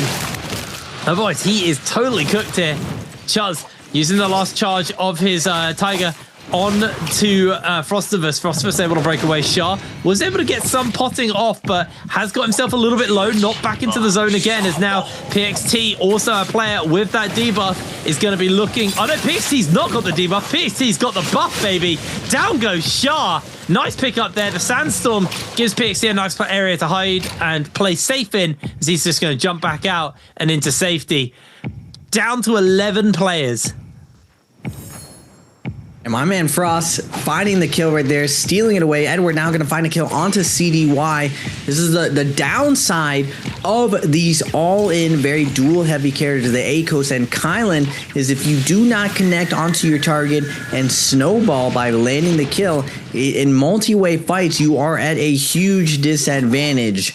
Your characters do not sustain very, very well. Now, Frostivus on the Shayol, on the outside of the no ult zone, getting hit to very, very low. That range attack from 225 coming in, putting a ton of pressure onto Frost. He's going to try to make his way out of here to try to heal off here, but Chuz, 225, and Paste all going to be poking at him, seeing his health pool, but Frostivus is going to make his way all the way to the tower. Now, in a good situation to get a reset here off. Chuz is able to get a light attack onto Frost. Frost trying to go in a circle here, trying to find a little bit of a space to find a heal right now, but down to his last health. Little bit of health, a lot of good chip damage coming in. 225 going to spot him inside, and now with that light attack, Frostivus is in a tough situation. He's going to get grappled by Edward, and now a third person is going to be joining in. Frostivus desperately trying to find some space to find a heal off. The cannon shots are coming out. Now gathering himself, trying to find a nice spot to live. And now on the blow ground, Pace is going to light him up with the scatter shot, and the pistol shots from 225 is going to close out Frostivus. And that's just one of Shayol's weaknesses. In multi-way fights, she is super vulnerable to range. Yeah, she's very much a melee 1v1er, really. I mean, you can, as you saw in the last game, catch multiple people with the ultimate, but a little bit harder to do that one now, as everybody is looking to jump inside the realm of Yangs for our next rotation. 8 players left in the lobby, so definitely accelerating the tempo. And after this, we're going to be going down another 2 players. This could be a very, very accelerated end to the game here. Mike versus Arano. if Mike wins this, he could just gatekeep Arano from qualifying to those bi-weekly finals to see if he can do it. Already, Arano is going to lose a lot of HP here. Mike holding on to that ACOS ultimate. There's going to be the charge out from it. Do you see Arano throw out their ultimate in response to Shale? Ultimate ticking away. Tiger charge doesn't quite hit. Arano just playing the high ground here as Mike is just forcing him low, trying to find the window where he can get that charge off with the Tiger as those flying knives have just been a complete menace. Mike misses the ultimate. Both charges go wide, and that is a heavy, heavy cost for Mike to be paying. Has still got himself his F, but he is at a severe disadvantage now as he's trying to time out Arano's ultimate as well. Just playing the evasion game right now. Both of these players looking for their window versus one another as there you go, Arano going to try and jump down. Arano was able to pot up, but Mike was able to strip away a fair amount of HP from him. Looking for the scale rush off the wall, does get some damage in. There's the F in response. Mike still has his F to try and combo break out if he needs to. Is just holding it for the moment though as Arano's absolutely ripping through him. Mike continues to chase forwards, throws down the F, goes in for the uppercut, and here's the potential infinite, gets the charge off of the blue focus, and there it is. Mike secures himself the victory. Mike's just an absolute juggernaut when he gets that momentum going, keeping up the pressure with those lights and hold on chase. So we are going to get Edward able to steal the kill onto Chuz. No, my man's dream is over. 29.5, so close from Shaw and Chuz. They fight valiantly, but they are going to fall short. Arano is going to hold the line at 30 points. And now, last 7 left alive. Yang depletion on Arano and Wufeng on the Temi. Spider at 1 kill. 225 on the Lani at 2 kills. And Pace on the Temi at 2 kills. Pace going around, griefing. Dead last for the day, but can he climb up to pass his 5-2 Polaris? Temi ult's going to be invested. F is going to be coming out. Looking for 225 right now. Not able to find it. The Lani ball is going to create enough space for 225 to dash out of there. Create some space, but now Mike hot on his heels. Mike feeling it right now after just working his way through that realm of Yang. Arano, 4 minutes left with purple knives. Still has a lot of time to work with. 4 minutes. No need to force things, especially with White Tiger's buff on the field. That's the cool thing about the second Yang. They made it so Yang depletion has enough time that they can possibly wait out that first or the second Yang buff and have 2 minutes left to fight. You have 2 strategies you can run, but it looks like Arano is going to get surrounded by all 3 players right now. And this is where Shio kind of struggles. The multi-weight fight where range is used against her. Arano does a good job of breaking contact here and making his way back to the front side. Everyone loses target, and now Mike switches over to 225 on the Lani with the White Tiger buff and the Nunnies. Pace is going to be coming in with the Temi ult again, but this time misses everyone. Mike only has eyes for 225 right now on the Lani. Looks for the uppercut, a little bit slow on it, not able to land it, and now everyone else going to try to tag in onto 225. And again, Mike switches targets, hits a 1-2 on the back of Arano. Can't connect, and 225 does a good job as well of breaking contact and is able to get some heals off. Yeah, let's just going to back off for the moment, though. Arano being chased off here by Wufeng. 6 players left in the lobby as TT5 goes down. And Arano might not be aware of it that they've qualified yet, but they're going to be panicked right now. 0 kills, got the debuff on, and Wufeng catches them out with the halberds. There's going to be the ultimate committed by Arano, but some shots are coming in at range. Like you said, this is one of the bigger weaknesses for them, as they do get 1 pot off, still have their ultimate ticking away, waiting for an opportunity to get onto Wufeng, but Wufeng able to evade away for the moment as Arano looking for them. There's going to be the reposition coming out. The Wisp goes a little bit wide. Nice parry, though, by Wufeng. Comes in for some bow shots onto Arano.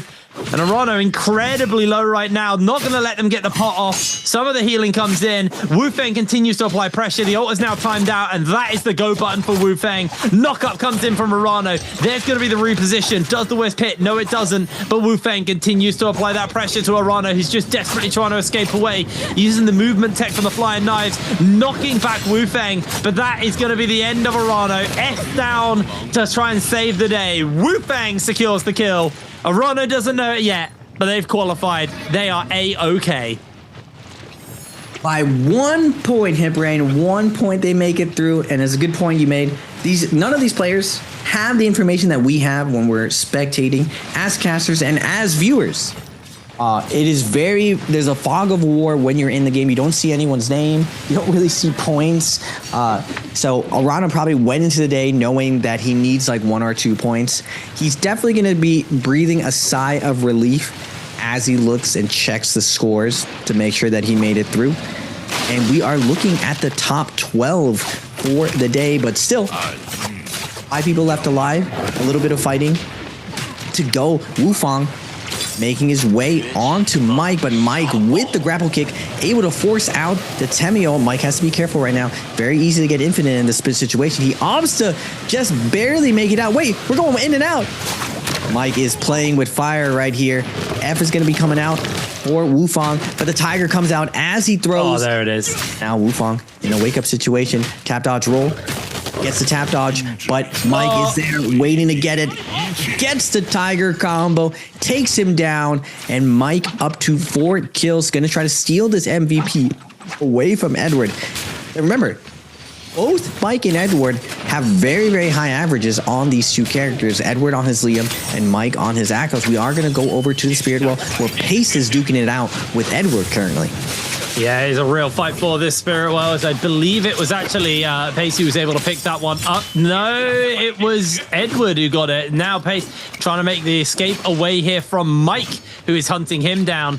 Mike decides not to call it and just plays it chill as PXT actually has to grey armor swap just to stay alive, and Spider is the one to find him out. Throws down the F, doesn't catch him with the Wisp at all, as now he is just being chased down by Spider. That grey armor means you are so exposed. Edward catches him in a ball, lobs him into the zone. Pace has to make his way back, but Edward is just going to continue to apply the pressure. It's Spider who steals the kill away from Edward, though.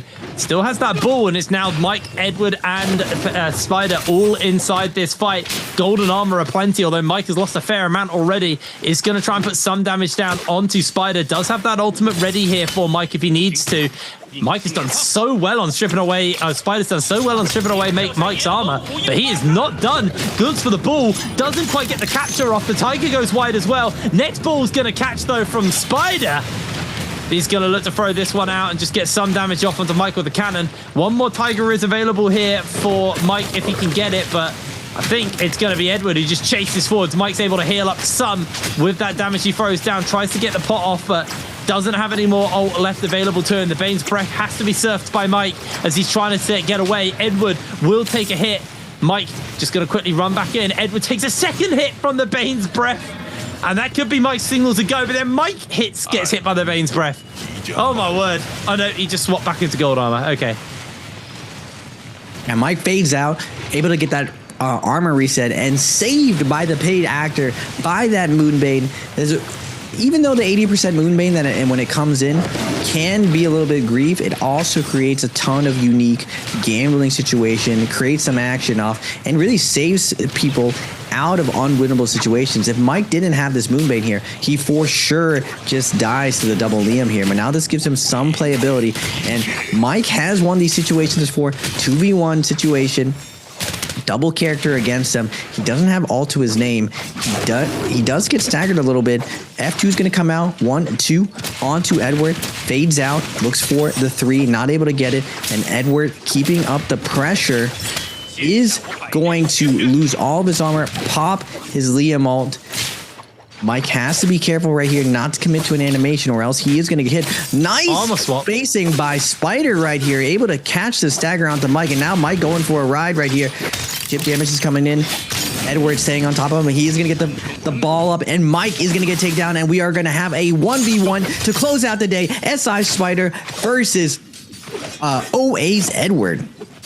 Edward has used his ultimate. Mike, Spider, I believe, still has a bit on his. No, he's about to get it back up, though, so Edward definitely at a disadvantage here in this 1v1. Spider will not let him break away. He knows that he just needs to continue to apply pressure and not let Edward charge that rage up any further. Shots coming in from those range shots. Not going to make the connection onto Edward. He's just playing evasion right now. Both of them just running around. There's going to be a pistol shot coming in from Edward. Edward tries to slide back in with the grapple. Again, throwing out a couple of pistol shots, just weaving them in. There's going to be the knockback. That should be a pretty big one here. Spider has the ultimate available. Spider looking to actually get a pot off here, and he's going to let Edward full reset. It is all to play for. Spider, even if he gets the kill here, it's not enough to take MVP. Spider's just doing a little bit of browsing on people's bodies, but that means he has no time to full heal. Edward has got that full heal off instead. Spider, ultimate available. He needs to throw it out, take advantage of it. F comes down, is just going to reposition once again, using it. Spider loses a lot of his armor, half down at the moment. F still available, sorry, V still available to him. Edward not back into the zone. Spider able to do a chunk of damage over to Edward as he's just continuing to apply pressure. Edward loses a lot more armor. S coming back up. Both of them have got their ults available. Spider looking to break away. Edward is going to be forced to throw his down. It's who catches who, really. Edward is gonna get caught out. Spider sends him miles into the zone. And there it is. Spider, last man standing. I don't think that was enough to take MVP overall because Edward had a lot of kills. Yeah, tough matchup in that Liam Ditto. We've seen it time and time again. Catching your opponent and throwing him deep into zone. But tricky play. Some subtle finesses there to close out the day. Behind the bush, the blind spot, the game.